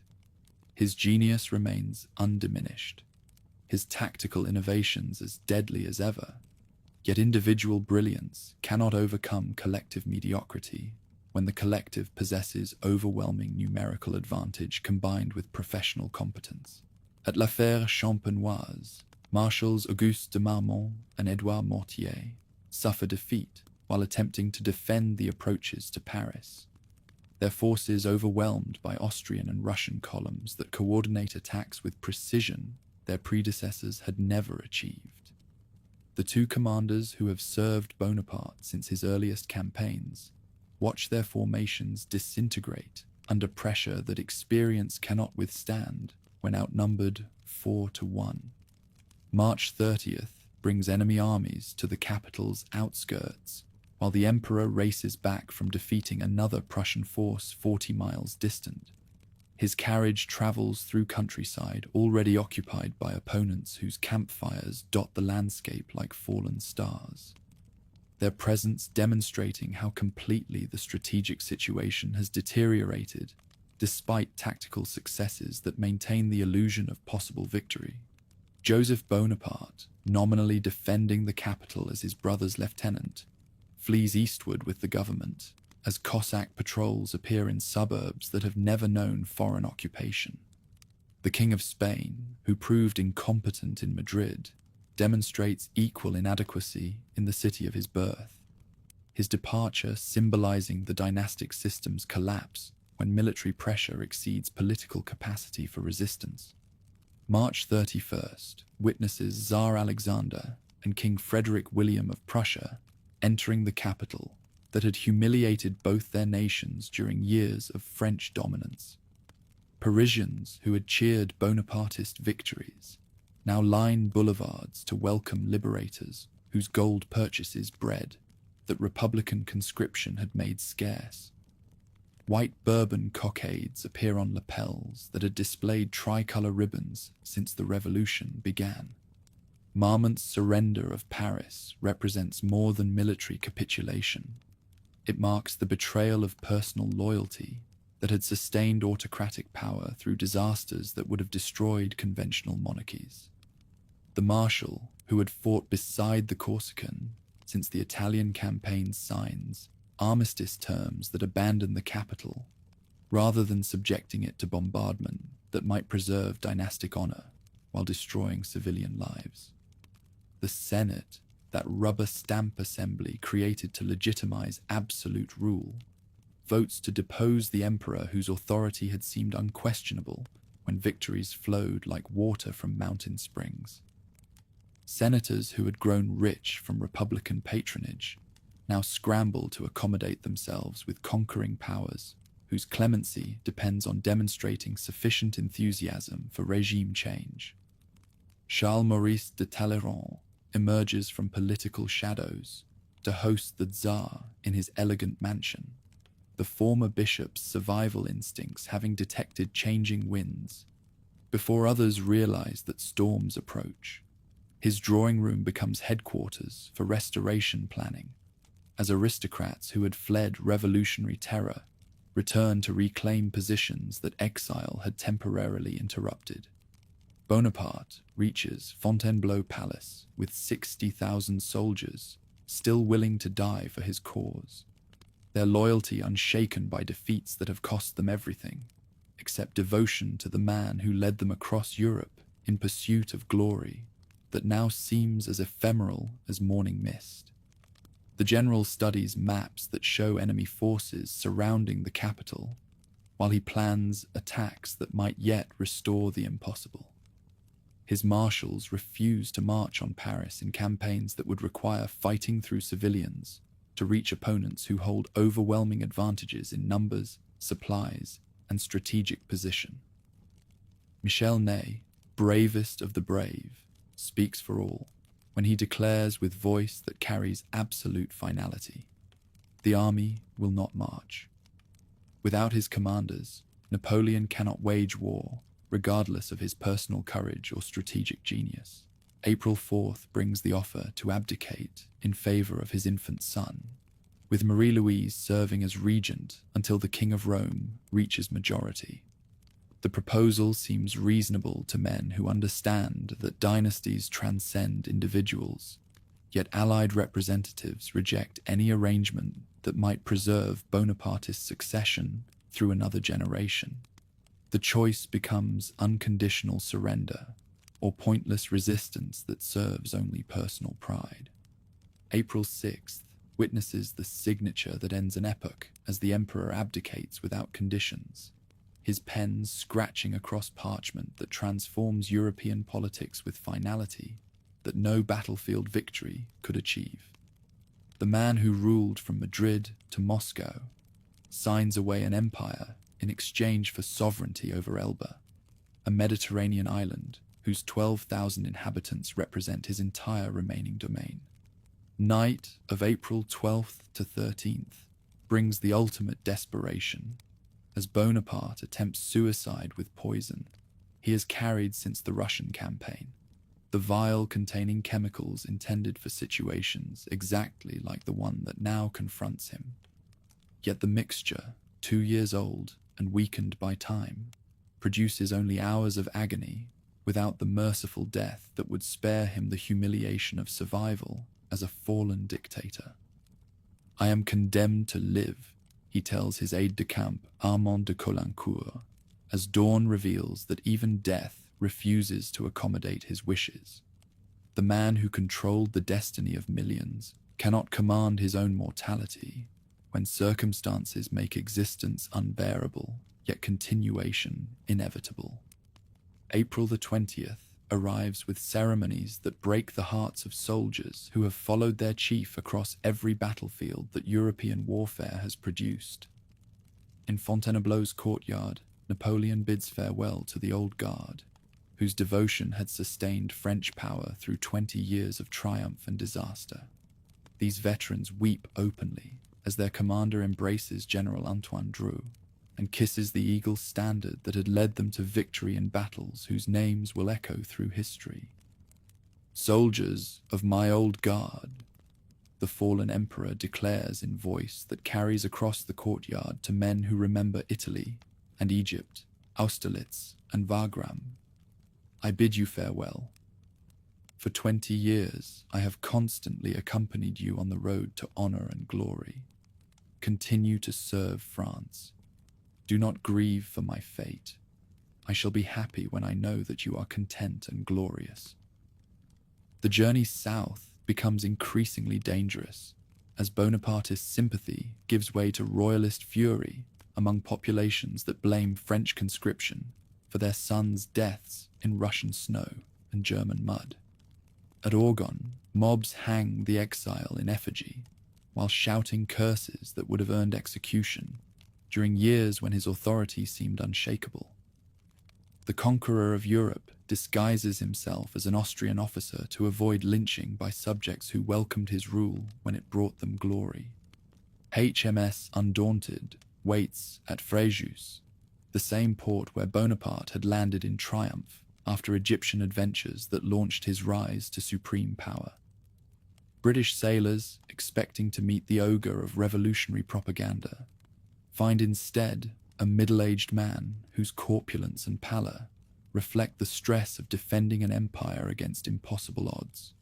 Captain Thomas Usher discovers that his prisoner discusses navigation intelligently and inquires about crew families with genuine interest.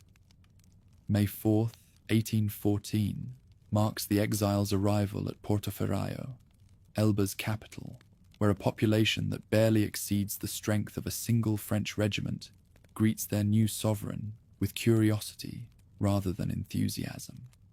The harbour that receives him can accommodate fishing boats rather than fleets, while the palace assigned for his residence would fit comfortably inside a wing of Fontainebleau or the Tuileries.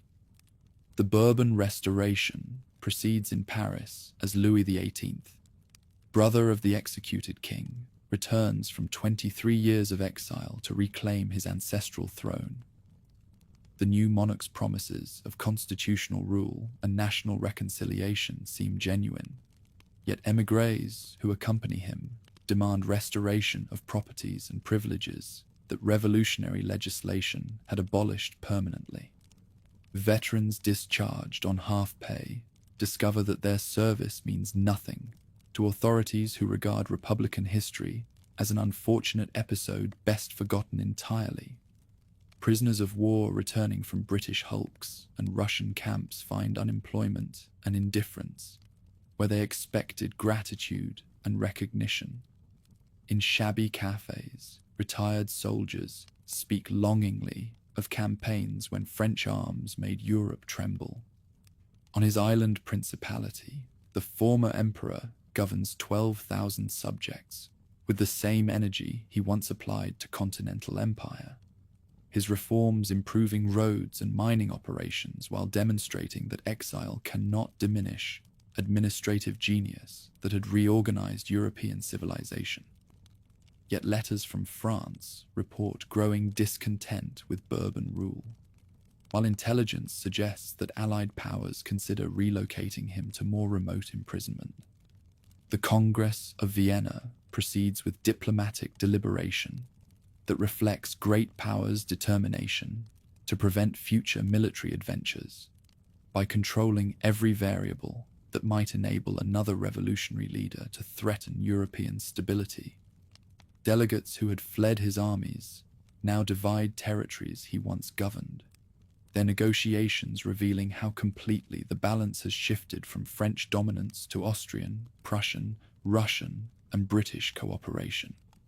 As 1814 ends, the man who began the year as master of continental Europe contemplates Mediterranean horizons from windows that overlook domains smaller than many estates he once possessed.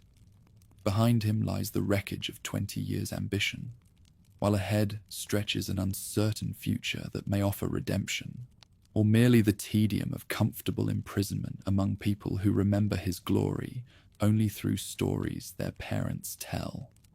Restless reflection grips the exile as news spreads of French frustration with a monarchy that cannot meet its promises. The eagle may be confined, but confinement was never its destiny.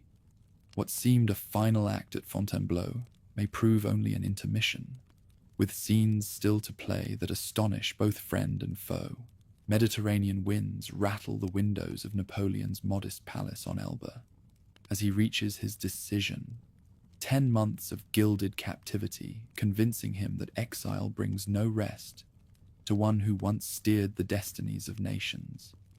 Smuggled letters speak of France's growing discontent with Bourbon rule, while intelligence warns that the Allies intend to send him to distant Saint Helena, a lonely volcanic rock in the South Atlantic, from which escape would be unthinkable. The British commissioner charged with monitoring the fallen emperor has developed unfortunate habits that will cost his government dearly.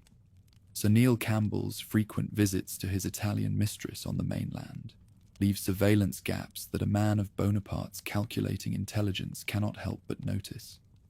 On February 26th, while Campbell pursues romance in Livorno, the most closely watched prisoner in European history slips anchor aboard the brig Inconstant. March 1st, 1815, Gulf Juan, near Cannes. The greatest adventure in European political history begins with 1,100 men wading through surf onto beaches where Roman legions once landed to conquer Gaul. The enterprise seems insane. 1,000 soldiers against every army in Europe.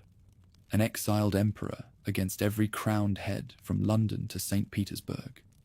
Every probability is tallied with exactness, informed by confidential dispatches showing the nation's anger at a regime of empty pledges. To avoid royalist Provence, where memories of revolutionary terror still burn hot, the expedition takes the mountain route through Alpine passes that will later bear his name. The route Napoleon leads through terrain so difficult that pursuing cavalry cannot follow, while local populations who remember imperial conscription remain neutral rather than enthusiastic about any political restoration that might renew foreign wars. Every day brings fresh proof that France has not forgotten her emperor. At Sisteron, the garrison joins without firing a shot. Gap opens its gates while church bells ring, celebration rather than alarm. Most dramatically, at the village of Laffrey, the 5th Infantry Regiment blocks the road, with muskets loaded and bayonets fixed, their officers having received orders to arrest the returned exile and deliver him in chains to Paris. Bonaparte walks alone toward the levelled weapons, his small figure advancing through morning mist with theatrical courage that transforms military confrontation into political theatre. "Soldiers of the 5th, he calls, in voice that carries clearly across the tense silence. "Do you recognize me?" He opens his grey overcoat to expose his chest to their muskets. "If there is one among you who wishes to kill his emperor, here I am." The spell breaks as veterans recognize the voice that once promised them glory from Egypt to Austria. "Vive l'Empereur!" erupts from ranks that had been ordered to resist, their shout echoing off mountain walls, while muskets are thrown aside and grown soldiers weep to see their chief returned from exile. The 5th Regiment becomes the first military unit to rejoin Bonaparte's cause, their defections signaling that royal authority rests on foundations more fragile than Bourbon courtiers dare acknowledge. At Grenoble, the garrison commander prepares to resist until his own troops declare for the returned eagle, whose presence seems to awaken something in French hearts that 25 years of war had failed to extinguish completely. The tricolour flag rises above ancient ramparts, while crowds sing the Marseillaise for the first time since 1814, their voices carrying across valleys where other communities hear the songs of revolution reborn. Marshal Ney receives royal orders to bring his former chief back in an iron cage, but the bravest of the brave cannot forget 20 years of shared victories that forged bonds stronger than political convenience. Reading Bonaparte's proclamation to troops who remember following the marshal's charges from Italy to Russia, Ney declares with voice that trembles with suppressed emotion, "The cause of the Bourbons is lost forever." Tomorrow I shall place myself at the head of my soldiers and march to join the emperor. The news reaches Paris like thunderbolt from cloudless skies. The tiger has broken loose from the Isle of Elba, becomes Bonaparte has landed with a handful of men. Then Napoleon approaches with a growing army.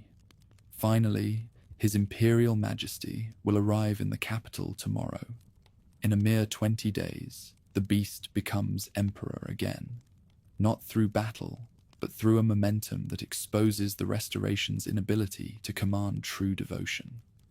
Louis XVIII, the Bourbon monarch, whose promises of constitutional rule had seemed genuine, discovers that royal authority means nothing when faced with popular enthusiasm for returned greatness. At midnight on March 19th, the fat king flees Paris in a travelling carriage, while his courtiers scramble to escape France before Bonaparte's supporters can settle accounts for real or imagined collaboration with foreign powers. 20 hours after the royal departure, Napoleon enters the Tuileries, carried on supporters' shoulders, through crowds that fill every street between the city gates and the palace, where he will resume imperial authority. The journey from Elba has taken exactly 100 days and cost not a single life in combat, its success proving that some loyalties transcend political calculation when they touch deeper sources of national pride. This is not the Napoleon of 1804, drunk on conquest and convinced of his own invincibility. The returned emperor proclaims himself a constitutional monarch, promises free elections and press freedom, invites liberal opponents to help draft new governmental structures. Benjamin Constant, who had opposed imperial tyranny with pen and voice, finds himself summoned to collaborate on the additional act that will transform French autocracy into limited monarchy. "I am no longer a conqueror," Bonaparte declares to audiences that remember when his word was law from the Atlantic to the Elbe. "I want nothing but the happiness and glory of France." The transformation seems genuine, though skeptics wonder whether leopards can change their spots, or eagles learn to perch contentedly in gilded cages designed by constitutional theorists. At the Congress of Vienna, delegates are literally dancing when courier gallops arrive with news that shatters the diplomatic festival. The man they had exiled to comfortable irrelevance has escaped and reconquered France through popular acclaim rather than military force. Panic gives way to grim determination, as plenipotentiaries who had been dividing his former empire unite to destroy the threat his mere existence represents to European stability. The Seventh Coalition forms with unprecedented speed and unity of purpose. On March 13th, before Napoleon even reaches Paris, the assembled powers declare him an outlaw, an enemy and disturber of the tranquility of the world. There will be no negotiations, no compromises, no recognition of any government he might establish. This ends only with Bonaparte dead, permanently exiled, or crushed so completely that his name becomes a cautionary tale rather than an inspiration. Britain pledges £5 million in subsidies, while promising that Royal Navy squadrons will enforce absolute blockade of French ports.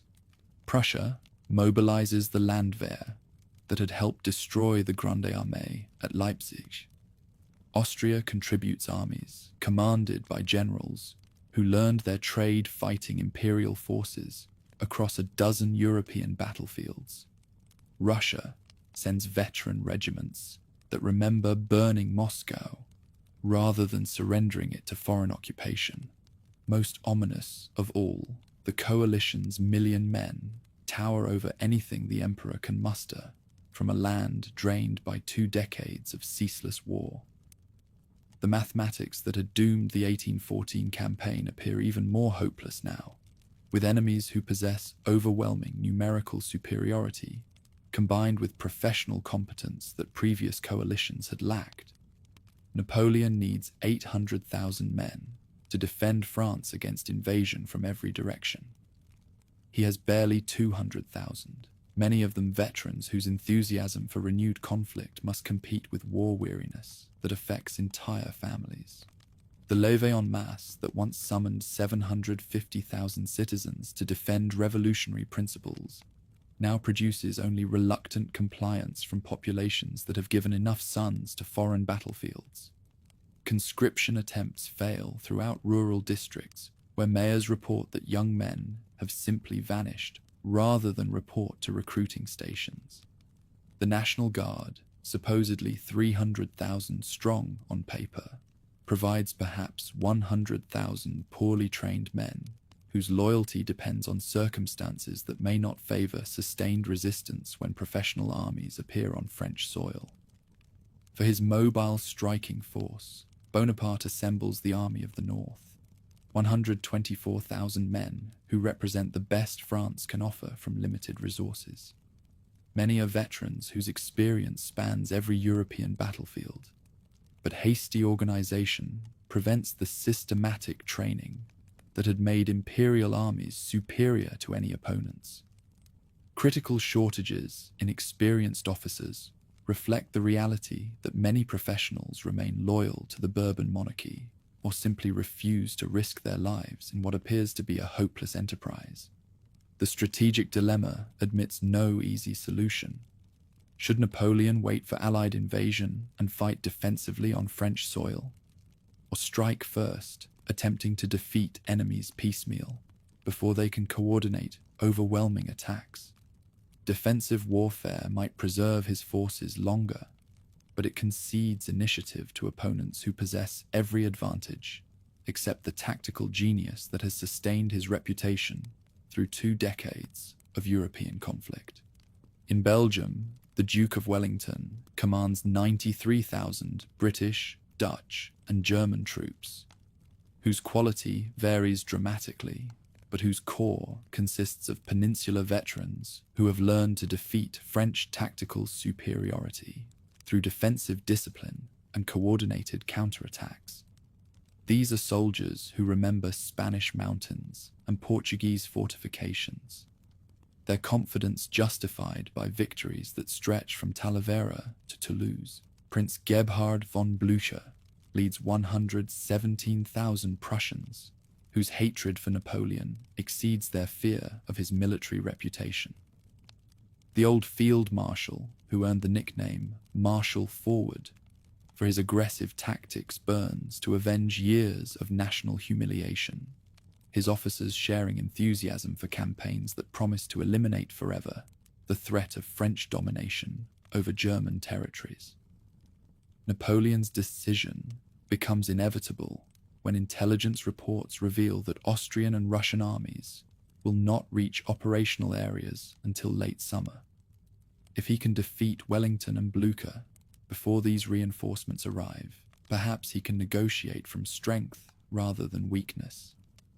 The alternative, waiting passively for overwhelming force to destroy him, offers no possibility of survival for the empire he has restored through popular acclaim.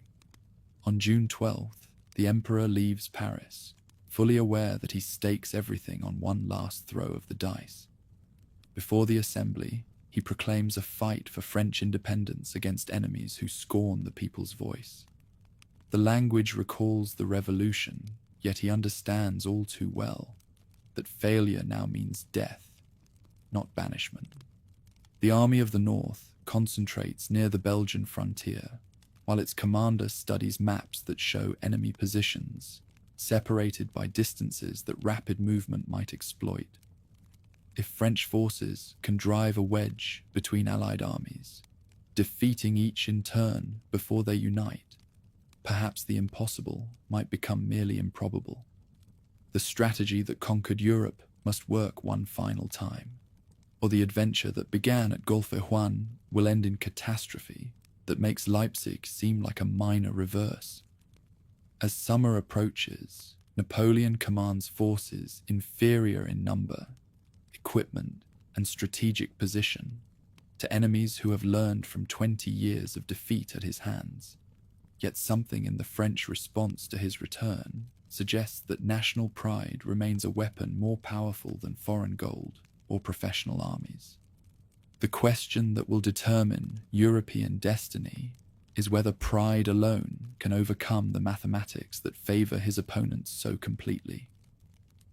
The eagle has returned to his element, but the skies are filled with hunters, whose combined strength may finally prove sufficient to bring down the bird whose flight has dominated European warfare for a generation.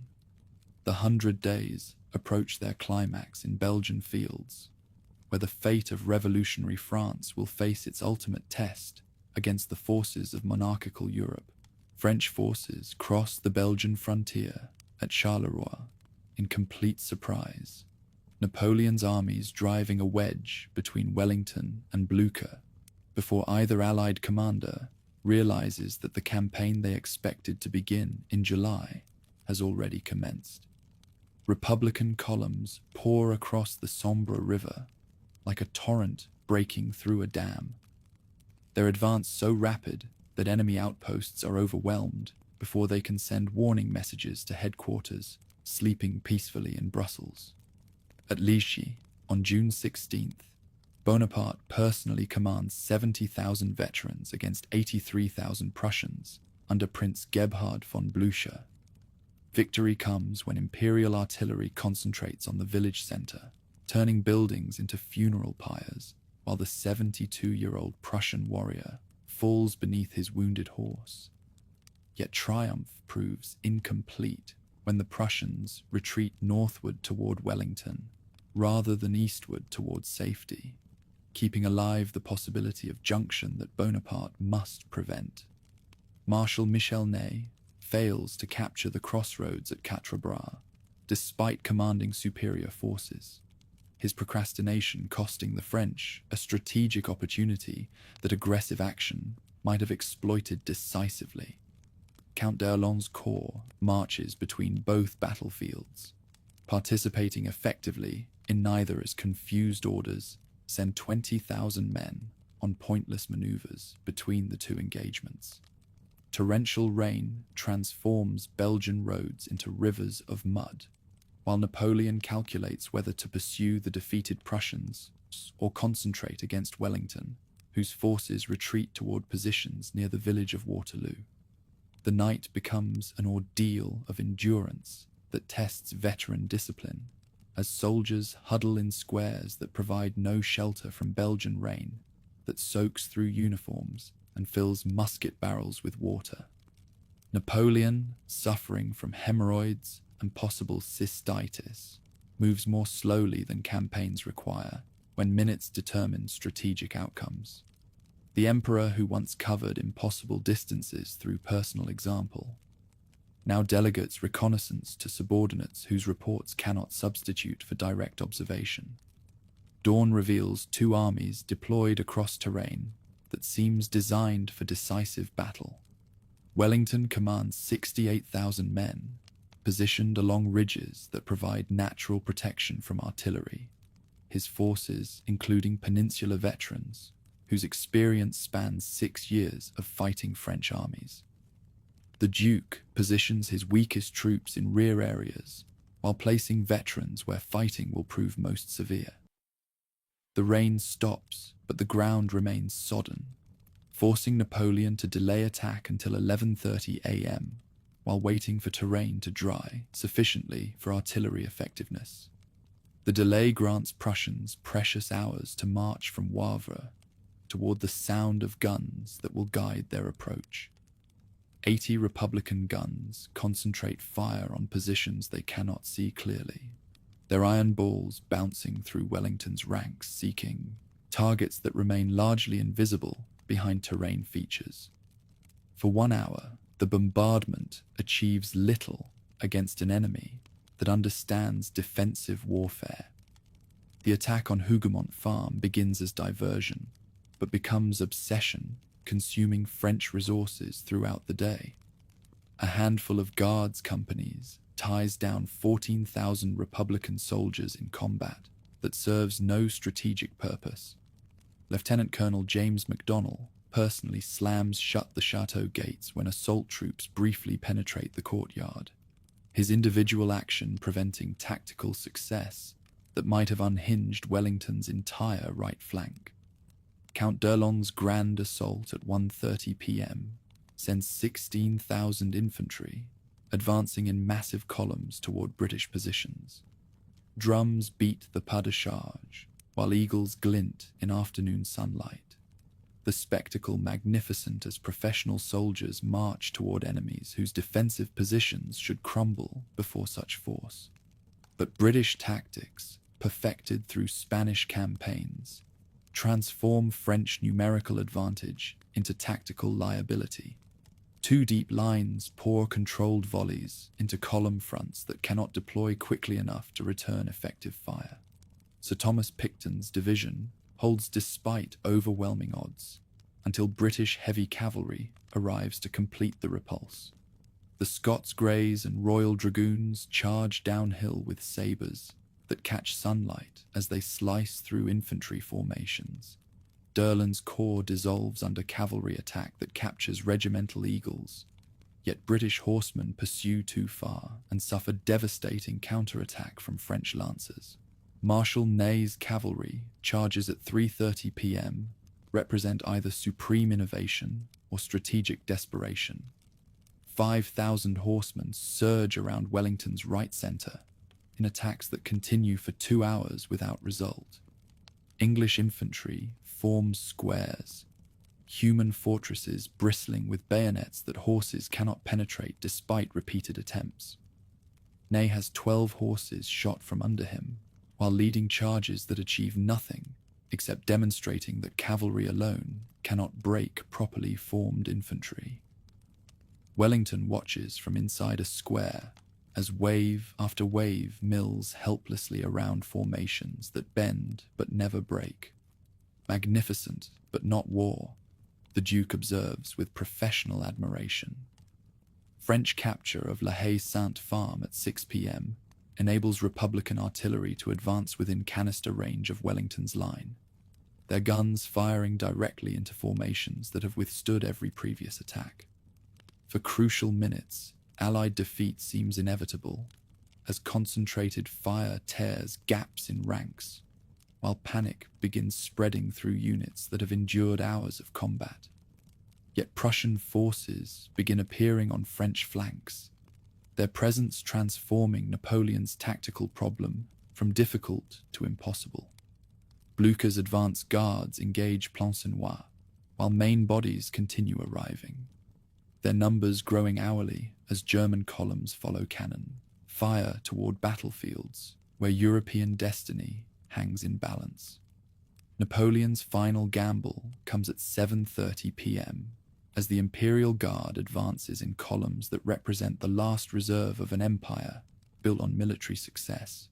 3,000 veterans who have never known defeat march up the slope toward British positions, their bearskin caps visible above bayonets that have conquered from Madrid to Moscow. But Wellington has repositioned during the cavalry attacks, placing Maitland's Guards Brigade behind the ridge crest where French reconnaissance cannot detect their presence. At 50 yards, the Duke appears. "Now, Maitland! Now's your time. Up guards. Make ready. Fire." 1,500 muskets discharge simultaneously into column fronts that expect to find demoralized enemies. The Imperial Guard staggers under volleys that strike from 3 directions, as British Guardsmen, Dutch infantry, and Adams' brigade coordinate fires that no formation can withstand. The impossible occurs as Bonaparte's elite reserve retreats in disorder, their withdrawal spreading panic through ranks that have never seen these veterans defeated. Wellington recognizes that enemy morale has finally cracked beyond recovery. Waving his hat above his head, the Duke orders general advance by forces that have endured 9 hours of combat without yielding decisive advantage. The French army dissolves into panic-stricken flight as formations disintegrate under pressure that combines physical exhaustion with psychological shock. Only 3 guard squares maintain formation during the retreat, dying where they stand rather than abandoning honor that military catastrophe cannot destroy. General Pierre Cambronne, commanding the last square, receives surrender demands with legendary response. The guard dies but does not surrender. Night falls on carnage that leaves 65,000 casualties scattered across 3 square miles of Belgian farmland. Wellington surveys the battlefield at dawn, his own losses so severe that victory tastes like defeat. Nothing except a battle lost, he observes, can be half so melancholy as a battle won. At La Belle Alliance, Wellington and Blucher meet in triumph that completes the campaign Bonaparte had hoped would restore his empire through single victory. The Prussians' arrival with fresh troops had decided the battle's outcome, his perseverance demonstrating that strategic cooperation can overcome individual tactical genius. Napoleon's coach is captured containing diamonds worth millions, and his copy of Machiavelli's The Prince, while the emperor himself escapes on horseback toward Charleroi. Behind him, the Grande Armée ceases to exist as an organized force, its dissolution marking not only the end of the 100 Days, but the final collapse of imperial ambitions that had dominated European politics for 25 years. The battle that was meant to restore French dominance instead ensures its permanent elimination from European politics. Waterloo becomes the graveyard not only of imperial dreams, but of revolutionary hopes that had sustained French expansion since 1792. The adventure that began at Golfe Juan ends in Belgian mud, where eagles learn that even they cannot fly forever against the combined winds of an aroused continent. The second abdication comes without the theatrical drama that marked the first surrender at Fontainebleau. Napoleon's signature on parchment, representing simple acknowledgement that Waterloo has ended forever, his dreams of restored empire. The 100 Days collapse into ignominious flight as coalition armies converge on a capital that no longer cheers for the returned eagle, whose wings have been definitively clipped by Belgian mud and Prussian bayonets. 4 days after the battle, Bonaparte reaches Paris to discover that political support has evaporated faster than morning mist in summer sunshine. The Chamber of Deputies demands immediate abdication, while crowds that had welcomed his return now whisper that perhaps the Bourbons offered stability that imperial adventures cannot provide.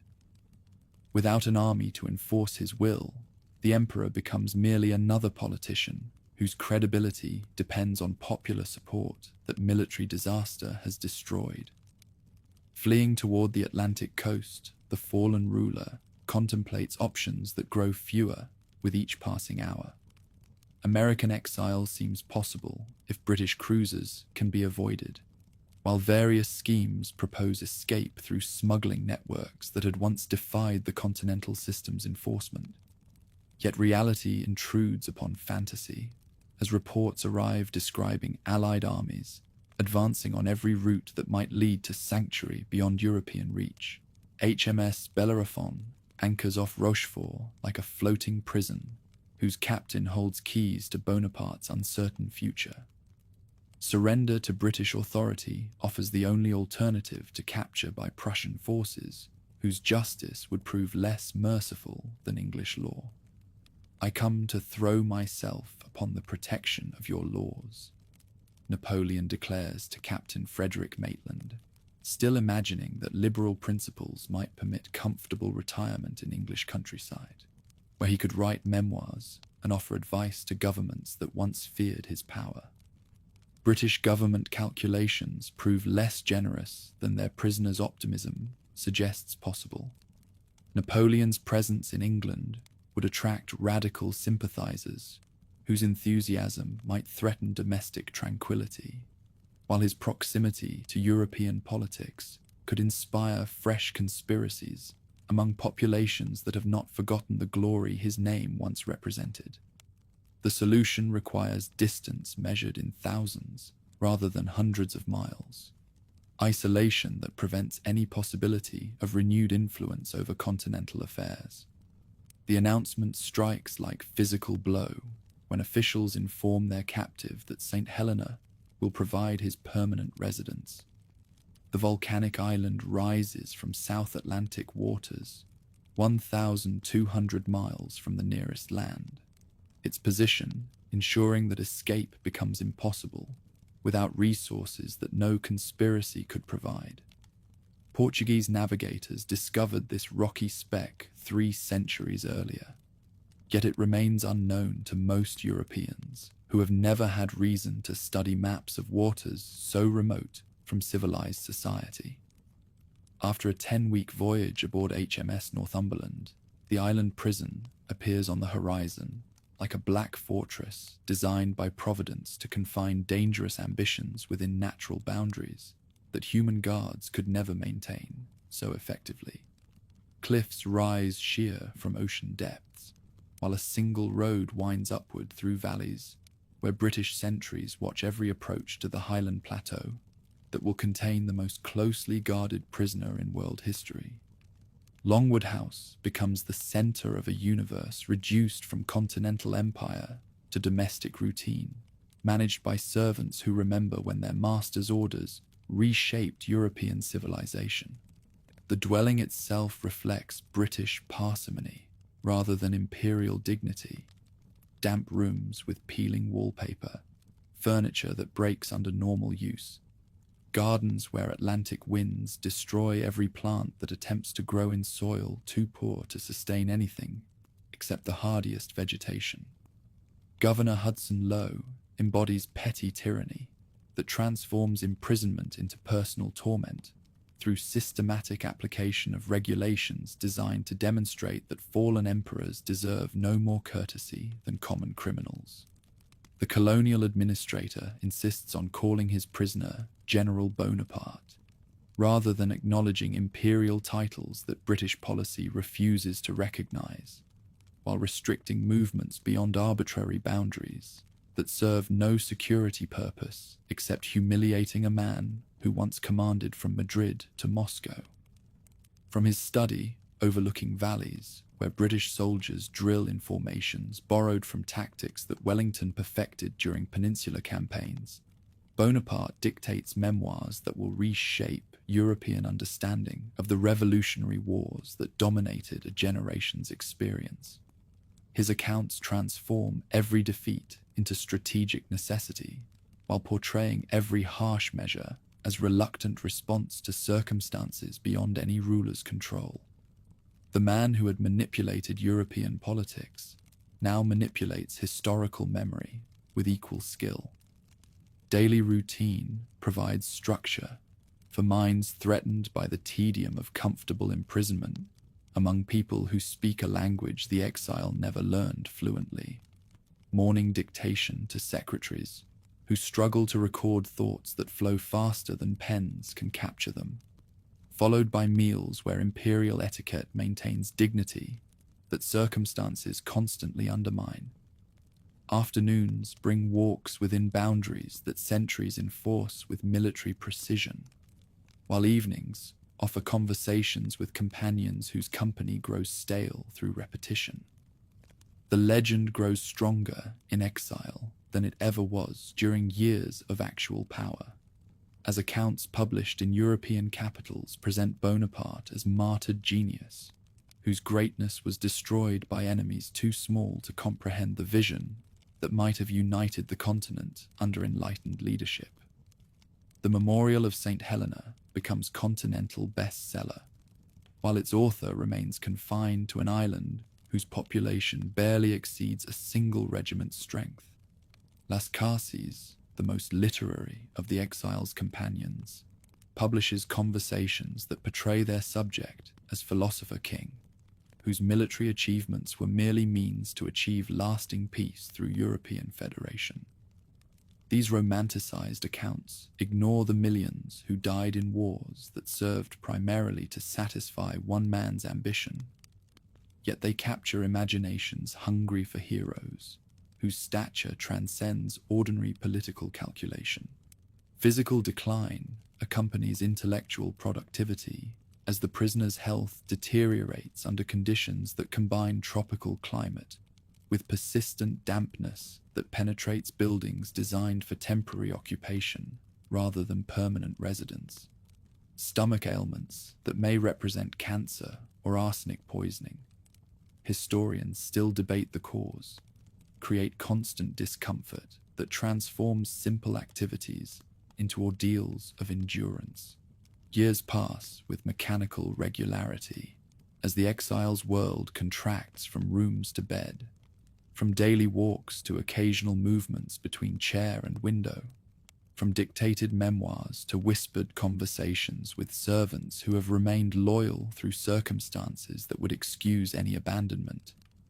The man who once traveled from Paris to Moscow now measures distances in steps between furniture pieces that represent the boundaries of his shrinking universe. Visitors who brave Atlantic voyages to glimpse the caged eagle discover a middle-aged man whose corpulence and pallor reflect years of inactivity, yet whose conversation still displays the intellectual energy that once mesmerized diplomats and generals. European celebrities make pilgrimages to Longwood House, their accounts describing encounters with living history, whose legend has already exceeded the reality of his actual achievements. The end approaches with symptoms that puzzle doctors, whose remedies seem inadequate for ailments that resist conventional treatment. Stomach pain increases while appetite disappears. Weight loss becomes visible, even through clothes designed to conceal physical deterioration. An energy that once sustained 18-hour workdays now barely supports brief conversations with attendants who watch their master fade like candlelight, guttering in Atlantic winds. His final words remain disputed by witnesses whose accounts reflect their own needs more than historical accuracy. France, army, head of the army, or Josephine, serve different purposes for those who would memorialize the exile's last thoughts, yet all agree that death comes quietly on an afternoon when South Atlantic storms batter the island with rain that drums against windows like bullets striking glass. The funeral combines imperial ceremony with colonial practicality, as British officials permit honors due to fallen greatness while maintaining security precautions that prevent any demonstration of political sympathy. Local residents who had grown accustomed to their famous prisoner gather at graveside where willows planted by the exile's own hands provide shade for marble headstone, whose inscription lists neither birth nor death dates, only the single word Napoleon that requires no further identification. Burial in island soil that will hold his remains for 19 years provides time for European passions to cool, while his legend continues growing through publications that transform the man into myth suitable for inspiring future generations. The rocky grave becomes pilgrimage destination for visitors who cross oceans to pay respects at the tomb of someone whose name epitomizes both revolutionary possibility and imperial excess. When King Louis-Philippe orders the return of the ashes in 1840, political calculation combines with genuine sentiment to create national celebration that transforms former enemy into French patrimony, worthy of monuments and commemorative ceremonies.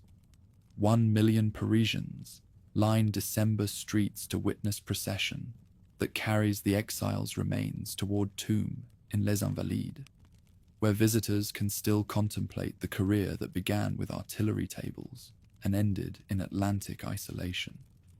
The sarcophagus of red porphyry that holds his remains reflects ambitions whose scale matched their ultimate failure, while the circular crypt that surrounds it suggests both grandeur and confinement, appropriate for a life that spanned triumph and catastrophe with equal intensity. Tourists who descend marble steps to view the tomb encounter history made tangible, the physical presence of mortality that even genius cannot transcend. St. Helena's role as prison ended when its most famous resident died, yet the island's significance in European memory continues as symbol of how completely fortune can reverse the seemingly permanent achievements that ambitious men create through force and intelligence. The Atlantic rock that seemed like world's end to its imperial prisoner became the launching point for legends that prove more durable than any territorial conquest that armies might achieve through battlefield success.